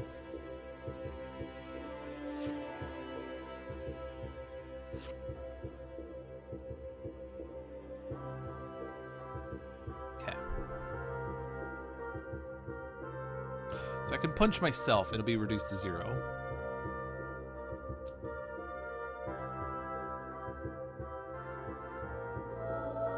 Max HP, max HP, max HP, max HP, max HP. We are sitting at max HP. Excellent. So now I destroy an ongoing card with Argent Adept. And then this starts a chain of reactions.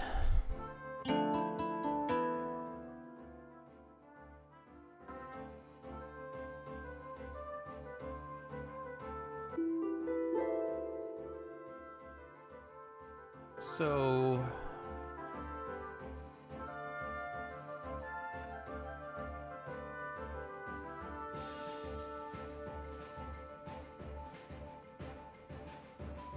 that's not in the right order. I want to do Melody. I only have one Melody. I would like to combo it with something, I guess. I guess I'll just do Ekpunku's Drum. And we'll just, like, we'll finish the game with literally every card in everyone's hands or in play. Then we'll destroy Parse's card. Show all cards. Look at all these cards! Buffer Overflow. And she draws Buffer Overflow. Oh my god, a clue!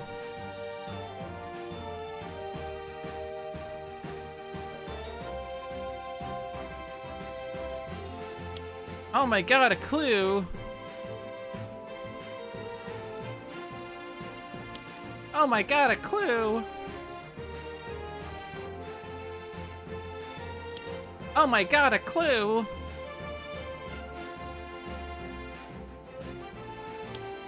And a one-shot. Let's reveal the top card of Argent Adept's deck. Oh, that was updated intel. Oh well. Let's reveal the top card of Argent Adept's deck. Joke's on you. Okay. And then, is there any rhyme or reason for this? The only deck that has cards in it that we don't know about is Visionary. The bottom of your deck is a Mental Divergence. Let's put it on the bottom. The bottom of your deck is a Mental Divergence. Let's put it on top. The bottom of your card is a Cerebral Hemorrhage. Let's put it on top. The bottom of Visionary's deck is a Prophetic Vision. Let's put that on top. That was amazing. I don't want to destroy the Electroduses. I don't need to regain the hit points. And there's no card to do, so I wish I could just skip this. But I guess we'll do the hit points. This is the shortest action.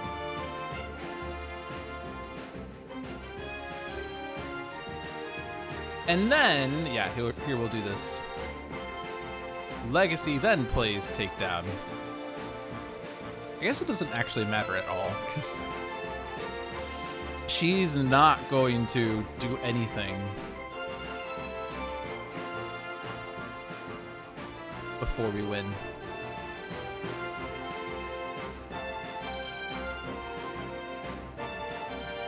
So we're all at max hit points. I can play one Silver Shadow. What did you miss? We cheesed ultimate misinformation so hard. She's flipping now. So what can I do here that could do something? I could do one Silver Shadow so that Visionary... Oh, Visionary's not getting her deck in her hand. There's no way. Everyone else almost has their decks in their hands, but not Visionary. That's okay. So there's not really... I want to hold on to the the Silver Shadows rather, because I need to utilize those. On Parse's turn.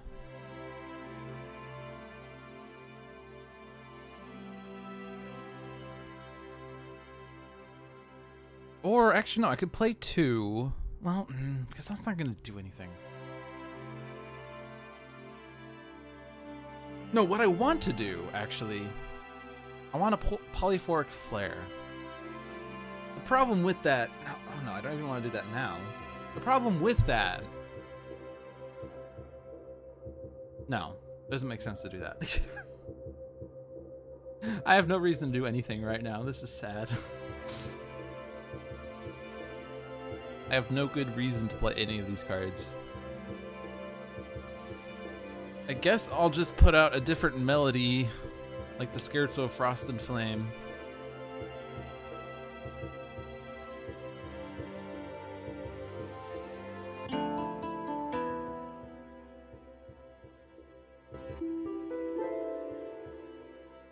That's not really what I wanted to do, but that's okay. I can just do this. I'll get one of each melody in play.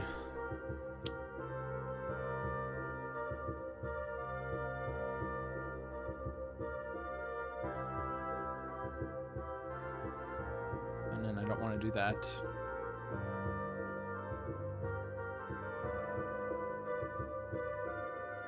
And... Visionary, draw a card.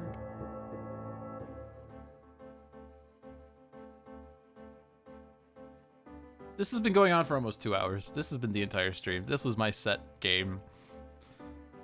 Alright, I can get one Bloody Knuckles out. I've only gotten one Twisted Ether, really? Or did I draw another one without realizing it? I never used it. Damn it, Visionary.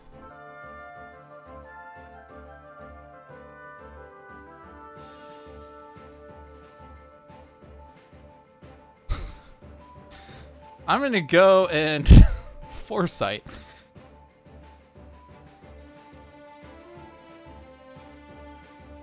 Actually, I could have had it if I didn't do bottom deck shenanigans. Or is it in my trash? Is that what happened? No, it's my deck. What the hell? What the hell? Oh well, we're not getting that +1.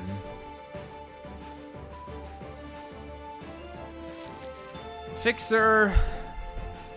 Fixer. Fixer. And then between the lines, Argent Adept.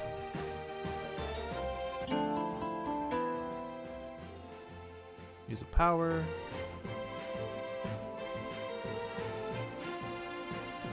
So what's the best way to get 3 Bloody Knuckles in play right now? I need to activate a rhythm, the accompany of a rhythm twice, and the perform of a harmony once.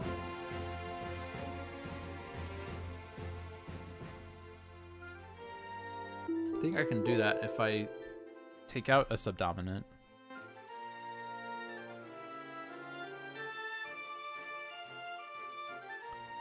I use Zoo's Bell, which I can use this time to increase damage dealt by Fixer. Nope, I don't have that. What? Lude, you screwed up. You done goofed. You had the chance to put it in play and you didn't. Oh well. Because this is now rhythm or harmony, so I now want to do this one. But that doesn't really... I could have just put a card into play, I guess. Eh, that's okay. Because we have 2 of those, right? Yeah, we have 2 of those. So... Actually, no, I'm just going to undo that. We'll undo that. Because the Zeus Bell one, I could just have Fixer play a card directly from that.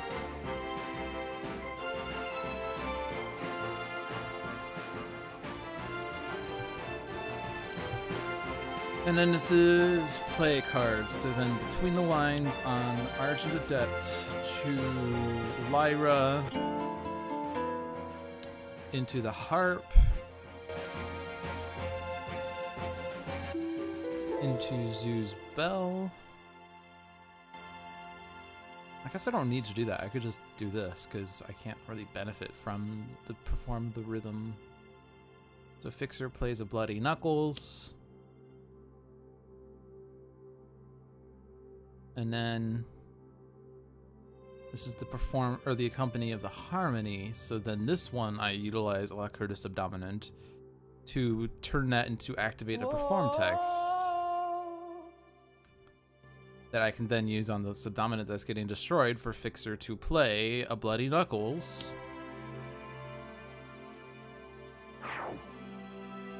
And then the accompany of the rhythm to have Fixer play a Bloody Knuckles.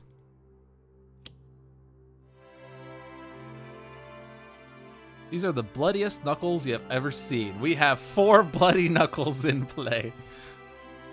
And we also have the jack handle, which is very important because otherwise something bad happens. And then reveal the flaws to make damage dealt by hero targets irreducible. And I don't want to use any of those cards. I don't want those cards to enter play. I don't want to risk anything happening. So I'm just gonna skip my power. We're done. There's nothing to see here. We're done. It's so weird not listening at 2x playback. You usually watch on YouTube, Rubber Rats? And if so, you usually watch at 2x speed? Interesting. Alright, heroes that need cards are everyone that's not Fixer.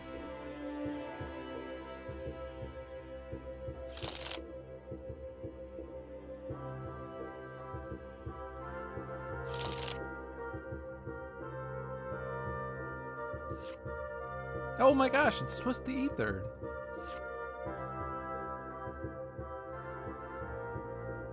I could have had Fixer draw a card for no reason. The card gets destroyed and then it enters play. Oh my gosh. So recap, everyone's at max HP. Everyone except Legacy and Visionary have all cards in play. Let's leave that on top.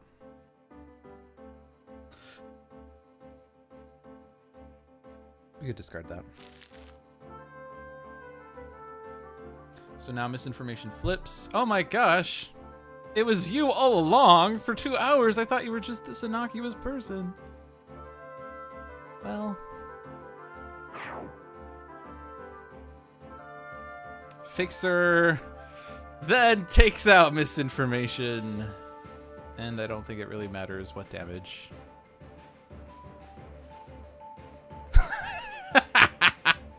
And I like that critical multiplier went up to 54. That's fitting for me. Oh boy! I did it, team! And not only did I do it, it was a flawless victory! Oh my goodness gracious. What's the button for Steam screenshot? Press F12. I pressed F11, my bad. I have damaged misinformation! Also, this is going to be super loud, but I'm going to do it anyway. Because this is my Share X program that's also doing a screenshot of this game so that I don't just have Steam for this. But ultimate misinformation has been taken down and was the ultimate cheese. And everyone finishes at max HP. It was insanely epic. It was such a slow burn though, jeez. Alright. And other than one minor hiccup, which ultimately didn't matter, because I knew what she was going to play, and it wasn't a terrible card, but we did accidentally get her to play a card, and she ended up playing Threat to the President. But we only had like 19,000 cards in play for it to destroy, so... So for those of you that missed, so what happened was that Legacy played Takedown, and you could have had it set up that you could play it during Argent Adept's turn. In fact, that's what we had happen repeatedly. But regardless, there were no villain targets in play, so Takedown would never hit Legacy, and so Misinformation never played a card. Ordinarily, that means you can't ever get her to flip if you do that repeatedly, but that allowed us infinite time for setup, which was super vital. And the combination of Legacy giving Visionary a power to utilize Mental Divergence to put Takedown on top of his deck. He draws it at the end of his turn. Argent Adept has Legacy play a card, which is Takedown. That allowed us to keep her from playing cards for 2 hours. So then the rest of it was getting people set up. And the main part of it, like, we had to play Suggestion 5 times, because we had to stack Misinformation's deck in such a way that when she does play a card, she does clue, clue, clue, clue, some other card that's not a clue and doesn't play another card. And the card we went with was Missing Resources, because by that time, one hero had an empty deck, and so Missing Resources can't reveal a card from an empty deck, and did nothing. So she had 4 clues.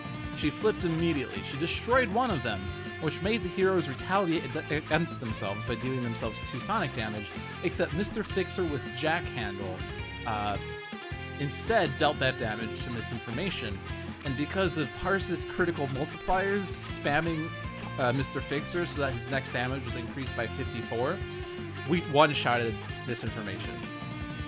She did herself in, literally. And it was like, I'm pretty proud of this, because this team, everyone worked together in harmony in order for this to work, and it's probably one of the most exciting team combinations that we've ever been able to utilize in Dolphin's Dive. And consequently, I have thus defeated Ultimate Misinformation in the Summer of Ultimates! Woo! So that is one fiendishly difficult ultimate villain down. There's several more, at least, certainly at least Cosmic Omnitron. And I do promise that I will not spam this team, because certainly this team can probably take down every villain simply with infinite takedown if you're willing to reset games until you get the right cards. And I don't want to do that for other villains, but Misinformation was definitely one that this would be the most fitting to use, because her deck is absolute nightmare material. If you do want to see an actual Ultimate Misinformation game, feel free to suggest it on Dolphin's Dive, but not in the Summer of Ultimates, because I will only take on villains that I've not defeated on Ultimate difficulty. It is 8:05, but as a reward to all of my patient viewers who have been watching for this 2 hours, I will let you choose whatever game you want in Viewer's Choice.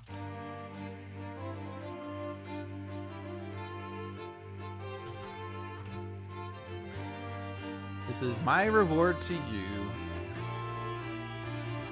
for sticking with that.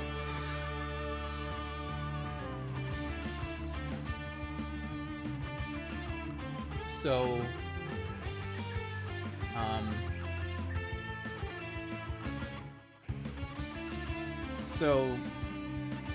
if you want to see what villains are left, I have a new page on my Dolphin's Dive spreadsheet centered around showing which villains I have defeated on Ultimate difficulty. None of the team villains, a total of 9 of the standard villains, because Skinwalker Gloomweaver is basically Spite Agent of Gloom, so it's sort of like 8 that I've actually done. 8, including Misinformation now, oh my gosh. So that is important information, because I will veto a villain that has been defeated in the Summer of Ultimates in the interest of getting through them.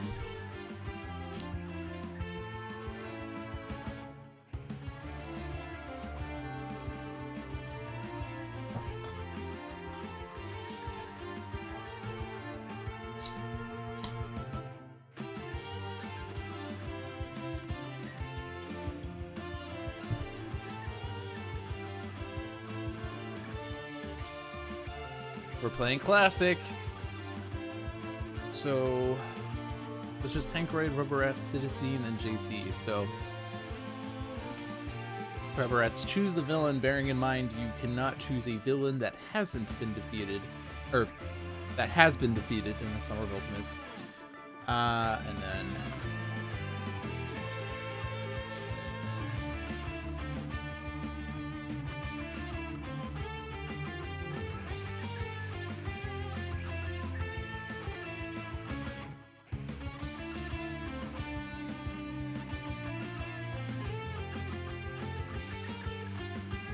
this is actually perfect because we give each person 2 questions. So we have classic Mad Bomber Blade with 4 heroes, and second hero is Setting Sun Ra.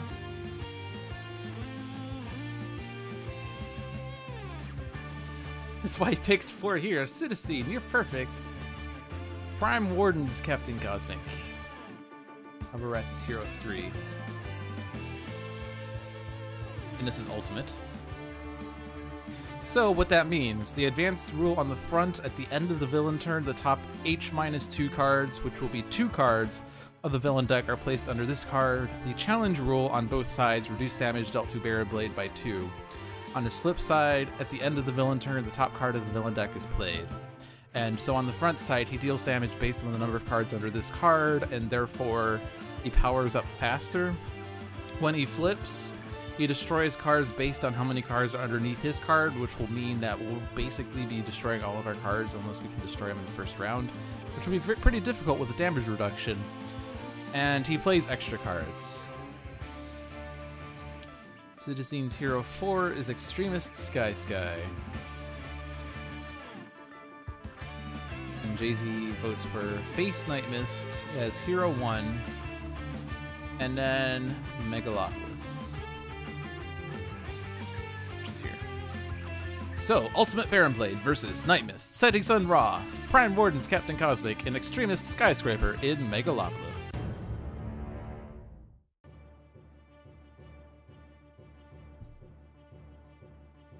My bombs are scattered everywhere. You cannot win. I feel the evil twisting of your presence. Now feel my power. Hopefully we have an amulet here. Let's see. Nope. Call forth Enlightenment, Mists of Time, and Scouring Mists. We do have 2 4s, so we can call forth the amulet pretty fast. I do want to redirect his damage, probably. Setting Sun Ra has Fire Blast, Flame Spike, Inferno, and Staff of Ra. Prime Warden's Captain Cosmic has Autonomous Blade, Cosmic Weapon, Dynamic Siphon, Wounding Buffer. Extremist Skyscraper has Aggression Modulator, Cortex Hyperstimulator, and 2 Linking Incursions. Interesting. 0 damage, which will increase. This is a target, so he puts it underneath and plays a card, which is a target, so he puts it underneath and plays a card, which is Devious Disruption. This is a fine card for him to put out into play immediately, because there is nothing to destroy. He just deals 3 damage, which is pretty small relative to the 4 that he's doing next round. Let's go ahead and call that 4th. Because we do need to find the amulet if we really want any chance of staying alive. And we haven't gotten it. Thank you, Nightmist. Call forth Master of Magic Elder Ring. So we've gotten more relics. We got another call forth at least. I don't foresee a reason not to play Staff of Ra, because this powers up his Blaze of Glory. Irreducible damage here, so that we can flip him faster. That's my new plan, flip him faster. And we removed 2 cards, and I totally missed what they were. And this Lightning Bolt doesn't tell me what they were, nor does this card, which bothers me. I don't know that I necessarily should say this, but I did put in a card. I think actually we did say this on one of the Sentinels Live. I put in a card onto the Trello board for the Sentinels beta about how we don't see what cards have been removed from the game.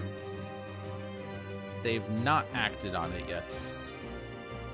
You can see what cards are in the deck, you can see what's in hand, you can see what's in the trash, but you can't see what's been removed from the game. So, Everett says we lost the Call Staff and Inferno, so that's fair. As long as I haven't lost a Solar Flare. Oh, we lost the Summon. Well, yeah, Summon Staff, Call Staff, I knew what you meant. So, if I put out a Construct, Baron Blade destroys it. Because he has 4 cards. So it's not necessarily wise to put a card into play. Cosmic Weapon would deal 3 damage, except he's reducing his damage by 2. I could only really put that on Skyscraper, but that wouldn't really help. This Autonomous Blade wouldn't help. It would survive at least before that target deals damage to this target, but it would not actually damage Baron Blade. Or, sorry, I'm thinking of Wounding Buffer, but same argument. Autonomous Blade, when you deal damage, it doesn't work. Dynamic Siphon needs to be dealt damage. Cosmic Weapon would only do 1 point of damage. Which I could put on Cosmic, because currently he's not doing anything, really. So I guess I'll just do that. It's 1 measly point of damage, but it puts us 1 point closer to flipping Baron Blade.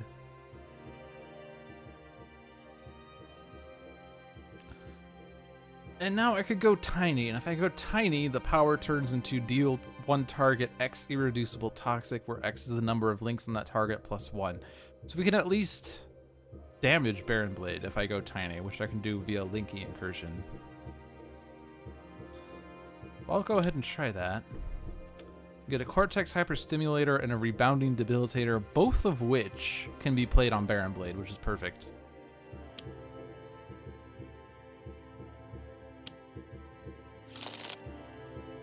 And then I can use this power to deal 3 irreducible damage. And since I have another Linking Incursion, I don't have to stay Tiny, so I can switch normal and keep those cards in play. So she can do more irreducible damage next turn. Like, irreducible damage is how we can bypass this whole damage reduction fiasco. Plummeting Monorail, however. The first damage gets prevented.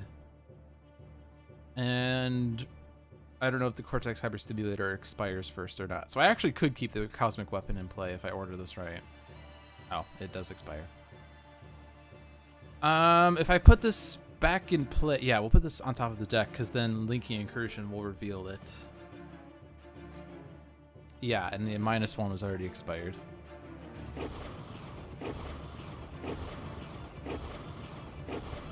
So let's see. Not a target, but plays a card.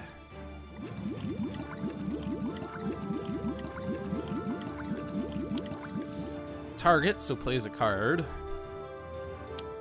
Target, so plays a card.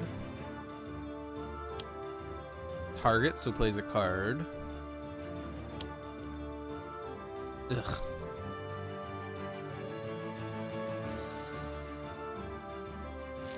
I don't know that we're necessarily going to survive this.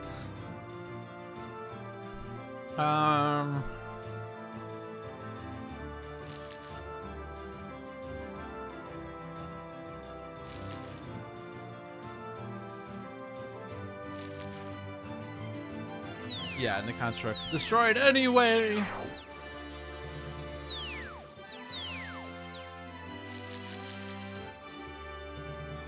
So now there are 9 cards underneath you, which really bites. But I can find my amulet.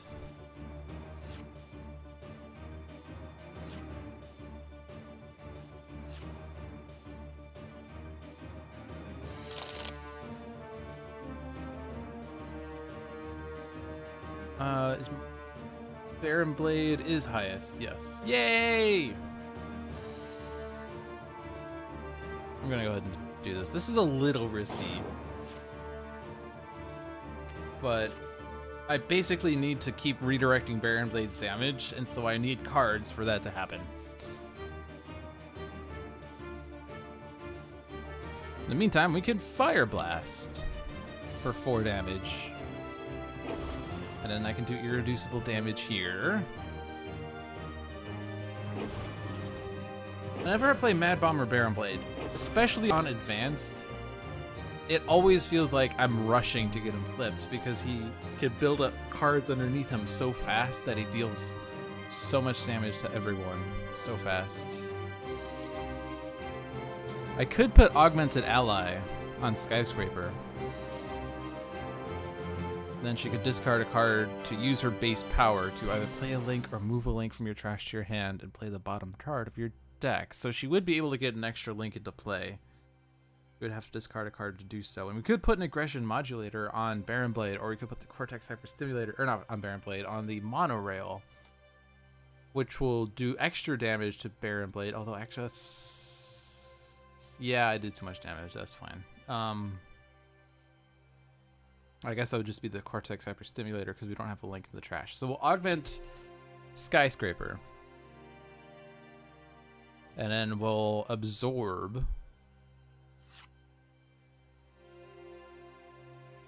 So that we can discard the Aggression Modulator to play the Cortex Hyperstimulator. Play the bottom card of my deck, which is Colossal Left Hook, which is 1 damage to Baron Blade, or I could take out the Monorail to stop the hero damage. I'm just gonna chip away at Baron Blade because we have to win. I don't want to discard a card because I don't have another card to play. By base power, this card is a target, so I could deal 1 target 3 projectile damage, but I'm gonna link Incursion. Because I know the top card is Rebounding Debilitator. And I can at least put that in play on the Monorail. But now I can do 4 irreducible damage to Baron Blade. And I'm going to stay tiny, just in case I can survive, I guess.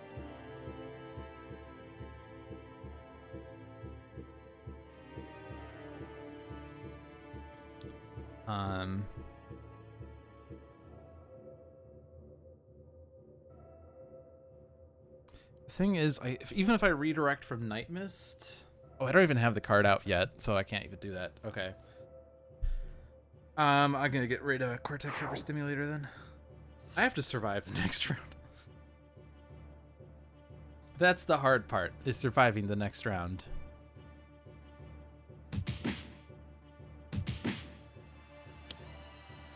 Heroes cannot use powers. That is a little problematic.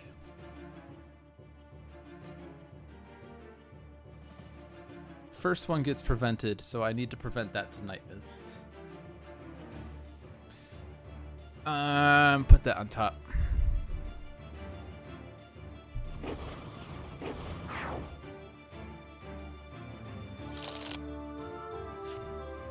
Might as well just draw cards.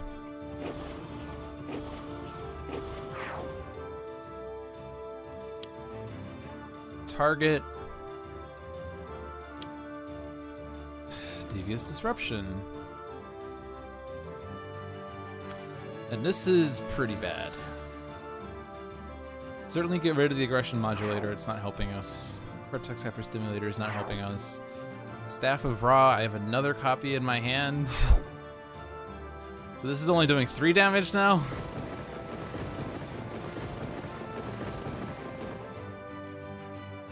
He now has 12 cards underneath him, so we kind of have to defeat him. So Amulet.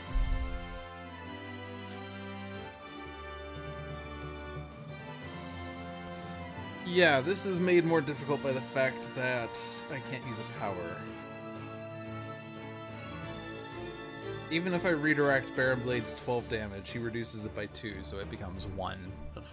So I should certainly summon Staff. And then that doesn't do enough damage. Staff of Ra would not keep me alive. Flame Spike doesn't do it.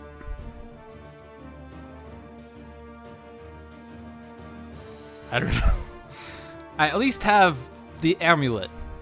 That's the good news. I'll just put the staff out.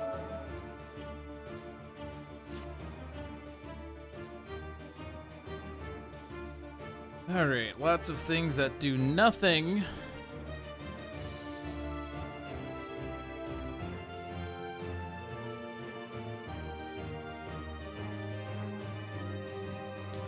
I can at least make Skyscraper destroy the paparazzi. And then play the bottom card for deck, which might do something. Probably not. Well, let's put Dynamic Siphon on Skyscraper just in case. If I can do 1 point of damage, that would be better. Emergency evac.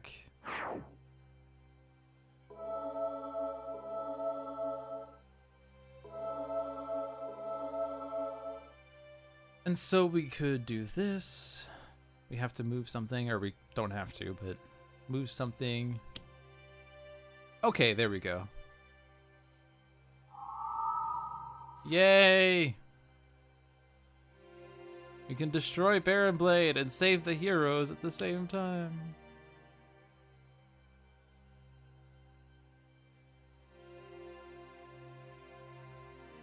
Although I guess I should take out the monorail.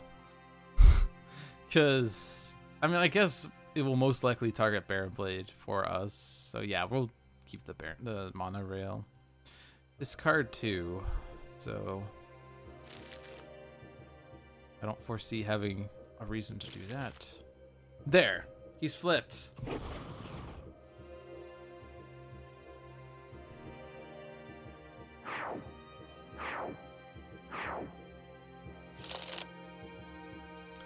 So this becomes a lot easier. Except Backlash Field is out. I could Mistbound him for a bit. I should have put the aggression modulator in my hand. Shoot. Oh well. I guess so. I could put the rebounding debilitator on the plummeting monorail so that when it targets, or no, I have. Also, this includes himself, by the way. That's interesting.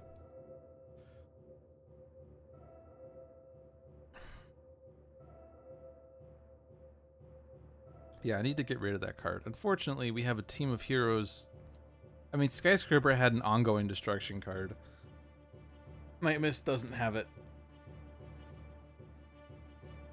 But she hasn't drawn it yet, which is the ideal situation. And Ra and Cosmic don't have ongoing destruction, but Amulet is definitely what I want to do.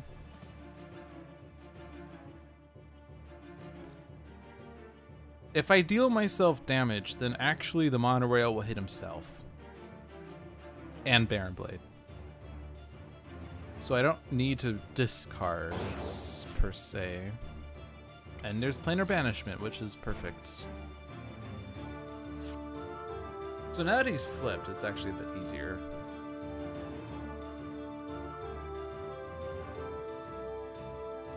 Staff of Ra.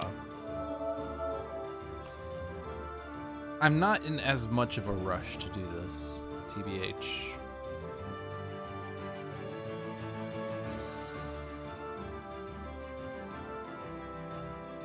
I could do irreducible damage to Baron Blade, but Backlash Field reacts, and I damage myself. And then Ra would be down to 3. So I think I'm not gonna do that.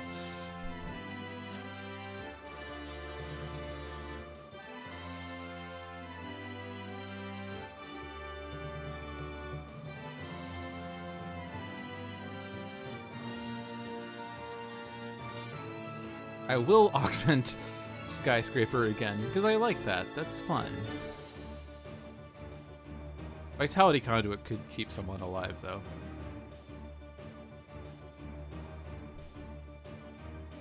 Vortex Hyperstimulator can reduce Baron Blade's first damage. And this is... outside of my play phase, so I could move a Link from my trash to my hand. And I could put a Compulsion Canister on Baron Blade so he hits himself. Yes. That will involve him hitting the Plummeting Monorail, and then the Plummeting Monorail hits Ra instead of himself, which is a little tragic. But I like this plan. Bottom card of my deck was a Thorathian Monolith, but I do have Extremist Skyscraper now. Or, sorry, I have Huge, which can destroy an environment target, deal one target 3 projectile, but then she takes damage. I'm just gonna Compulsion Baron Blade because I find that amusing.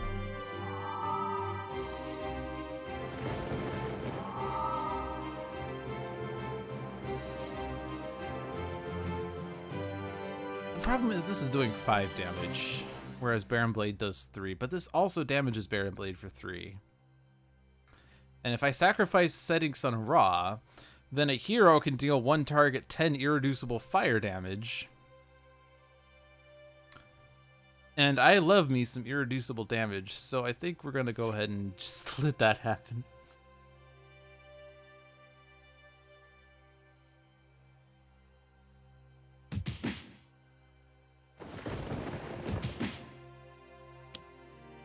Cramped Quarters Combat!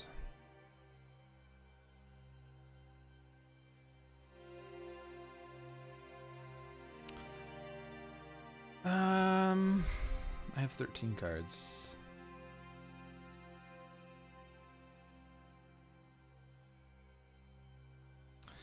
I will.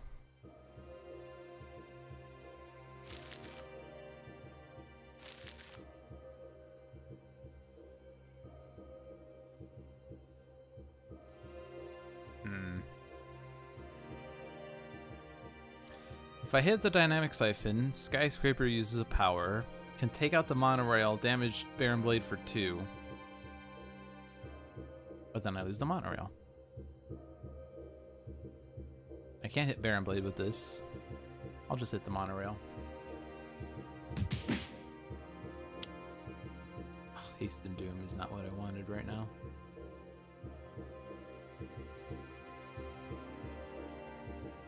I'll hit this, I guess. I could take out Cramped Quarters Combat, and then Baron Blade's rest of damage doesn't do enough, but I'll just take out the Monorail.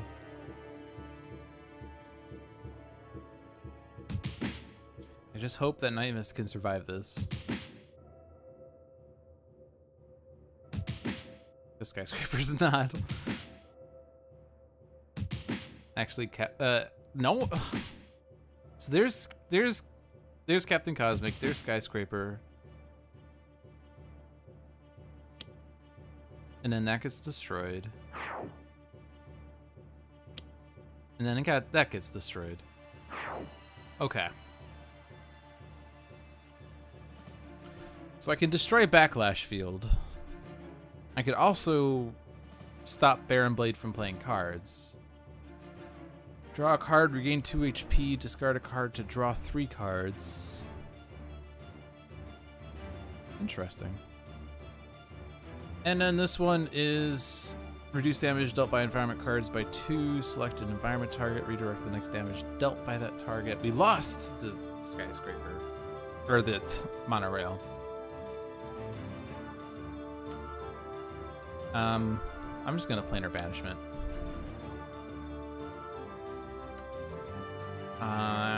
Ooh, this is really risky.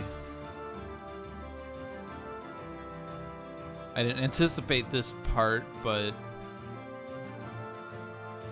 I do want that Backlash Field gone. Unfortunately, I forgot that the Backlash Field is... Actually, no, here. I'm gonna take out Ra. I'm taking out Ra. I'm sacrificing Ra for the Greater Good.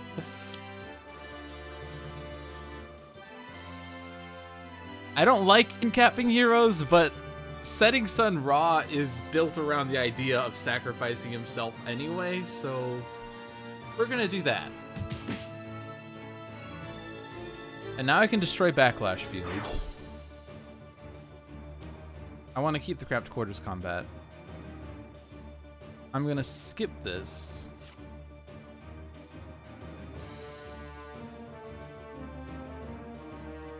And then I'm gonna have Nightmist play the Mistbound to freeze Baron Blade for a bit.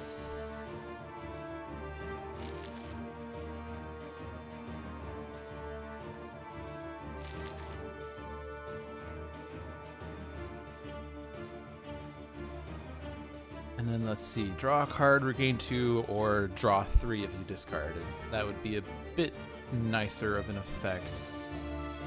The other one, reduce damage dealt by environment cards. I think we're just gonna switch her size because I don't think those are too useful. Is the 2 hit points gonna help me? I don't think it will. I'm gonna discard a card so she can get more cards. We're gonna ditch the Enlightenment.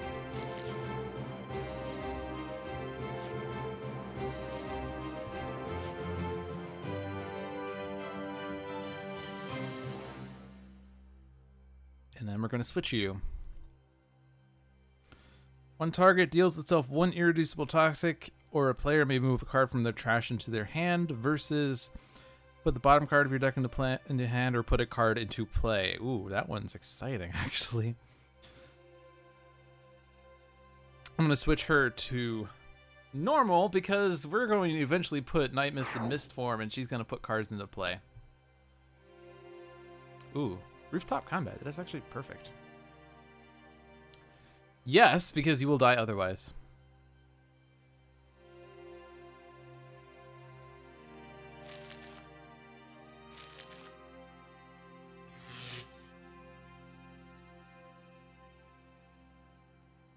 Okay. This would be the turn to Oblivion. But I also want Mist form. And we have dealt... Oh, hero targets have not dealt any damage to Baron. Okay.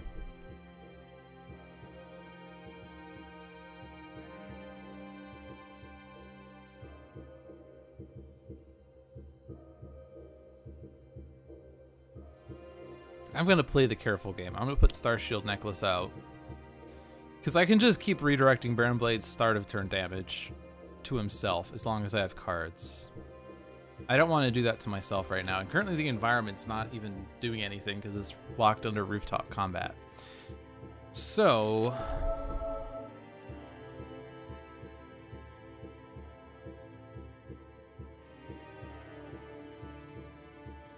I could have her play Enlightenment, but if she reveals a 4, she will hit herself for 5. But she could redirect a Baron Blade, I guess. Yeah, we'll do that. I don't want to do 10 irreducible damage because then Ra's gone.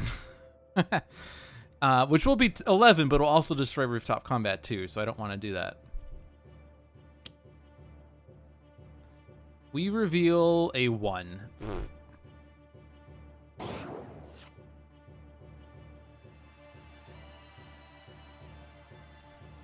So we'll go with the discard.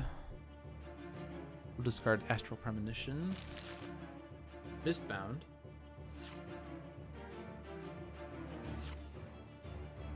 And Mistfield Recoveries. Put the bottom card of your deck into their hand, or put a card into play. We put Mistbound into play. Stop Baron Blade from doing stupid things. The problem is I'm not going to be able to maintain the cards. Let's do the bottom card of your deck. It's a Heedless Lash.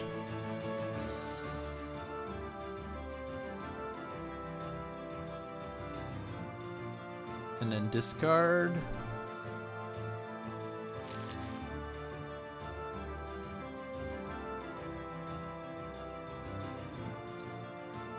I want all these cards.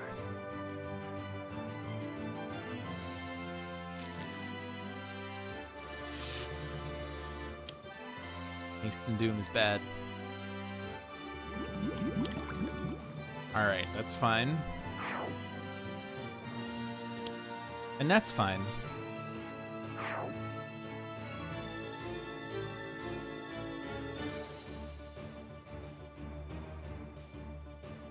You're currently going to do 7 damage to yourself at the start of the next round.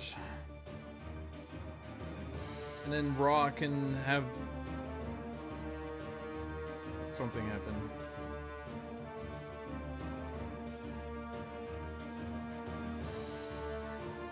I can't order this in a way that makes sense.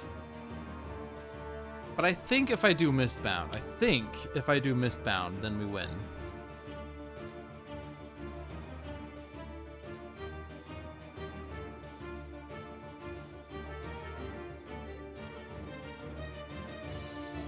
And then the next round, I can use Mistfield Recovery. Actually, I could use Mistfield Recovery on Raw's turn. And then I'll be very safe. So I'm going to ditch these cards because... So Baron Blade's going to deal himself 7 damage at the start of the next round. He's going to be dealt 11 damage from Raw's in-cap next round, not this round. So he'll be down to 6.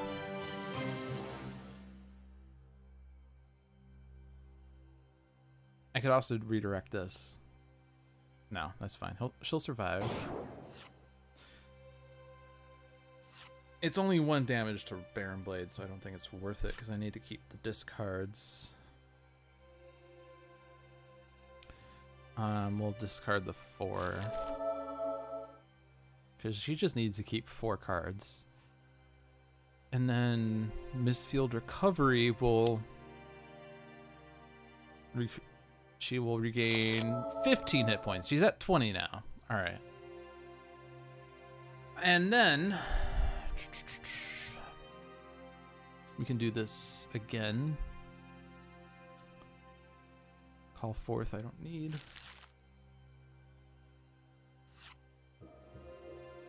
She has the mist form, so this game's actually over.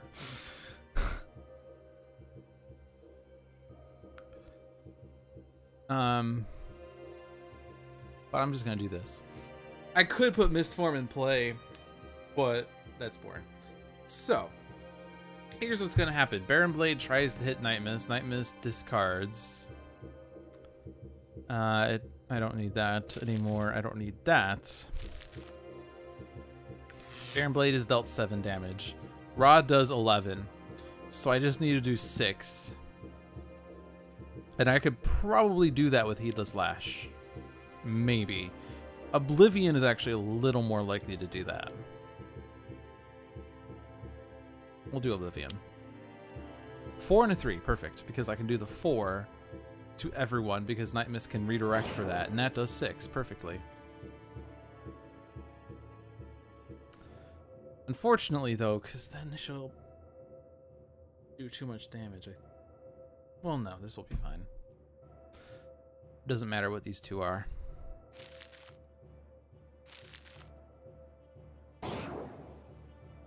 Yeah, no, this is... he's done 8. Oh, yeah, yeah. Baron Blade does this. Or, not Baron Blade. Raw does this.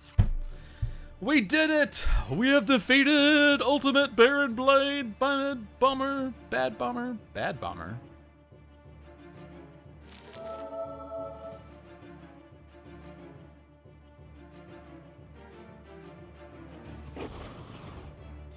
We have defeated Mad Bomber Blade on Ultimate difficulty.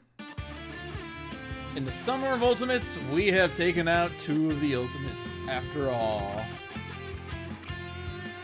That is a much better showing than 2 weeks ago when I had 0 wins. That was a painful week. But we managed to pull it off, team.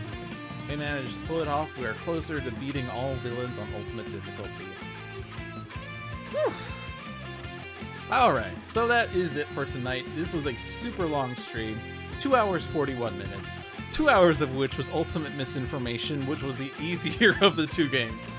But Ultimate Mad Bomber Blade was certainly the more interesting game, maybe? I don't know. Like, the thing about Ultimate Misinformation was that it was 2 hours, and I knew exactly what I was doing for the entire 2 hours. It was just a matter of waiting for it to happen.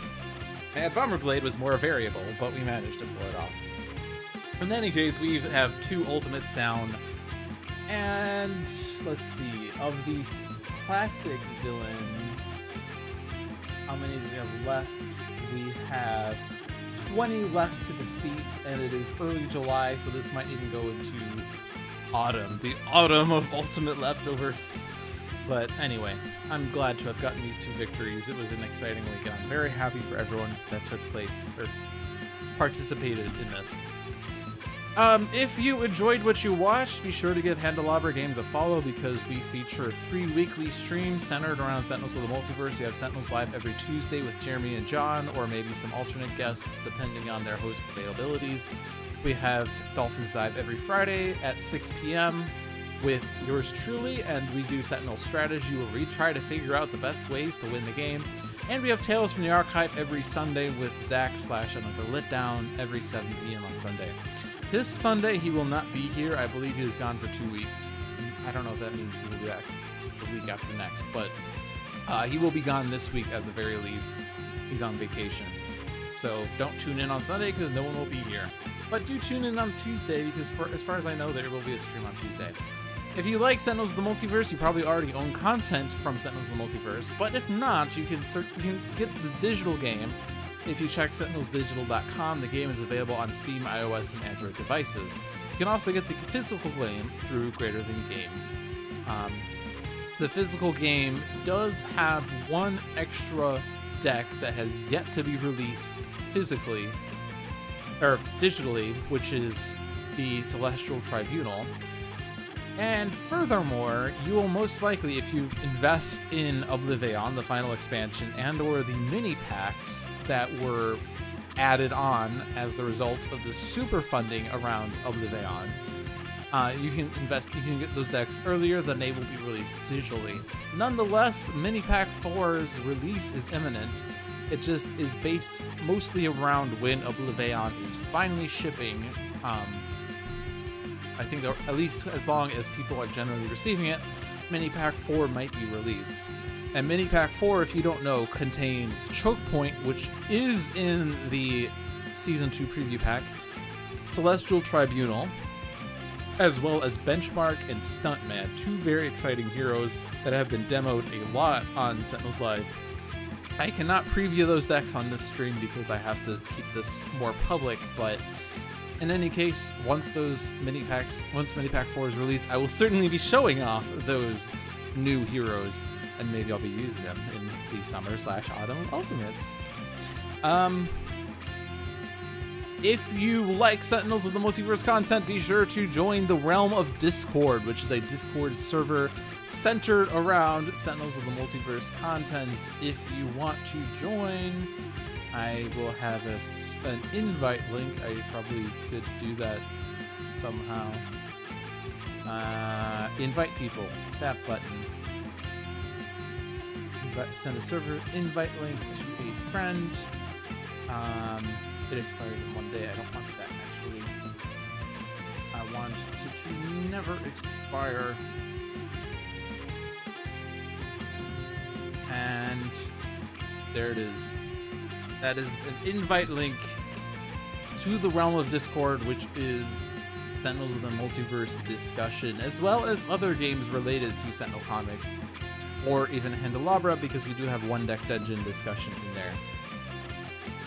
Alright, thanks for watching, everyone. I hope you enjoyed it. I'm gonna go and play the Mad Bomber Blade music, as I tend to do. After a match, I tend to play the fill-in music if I win, or I just let it keep playing in any case. But thanks for watching. I hope you enjoyed it, and have a good night, everyone. Thank you again for watching. I appreciate your support.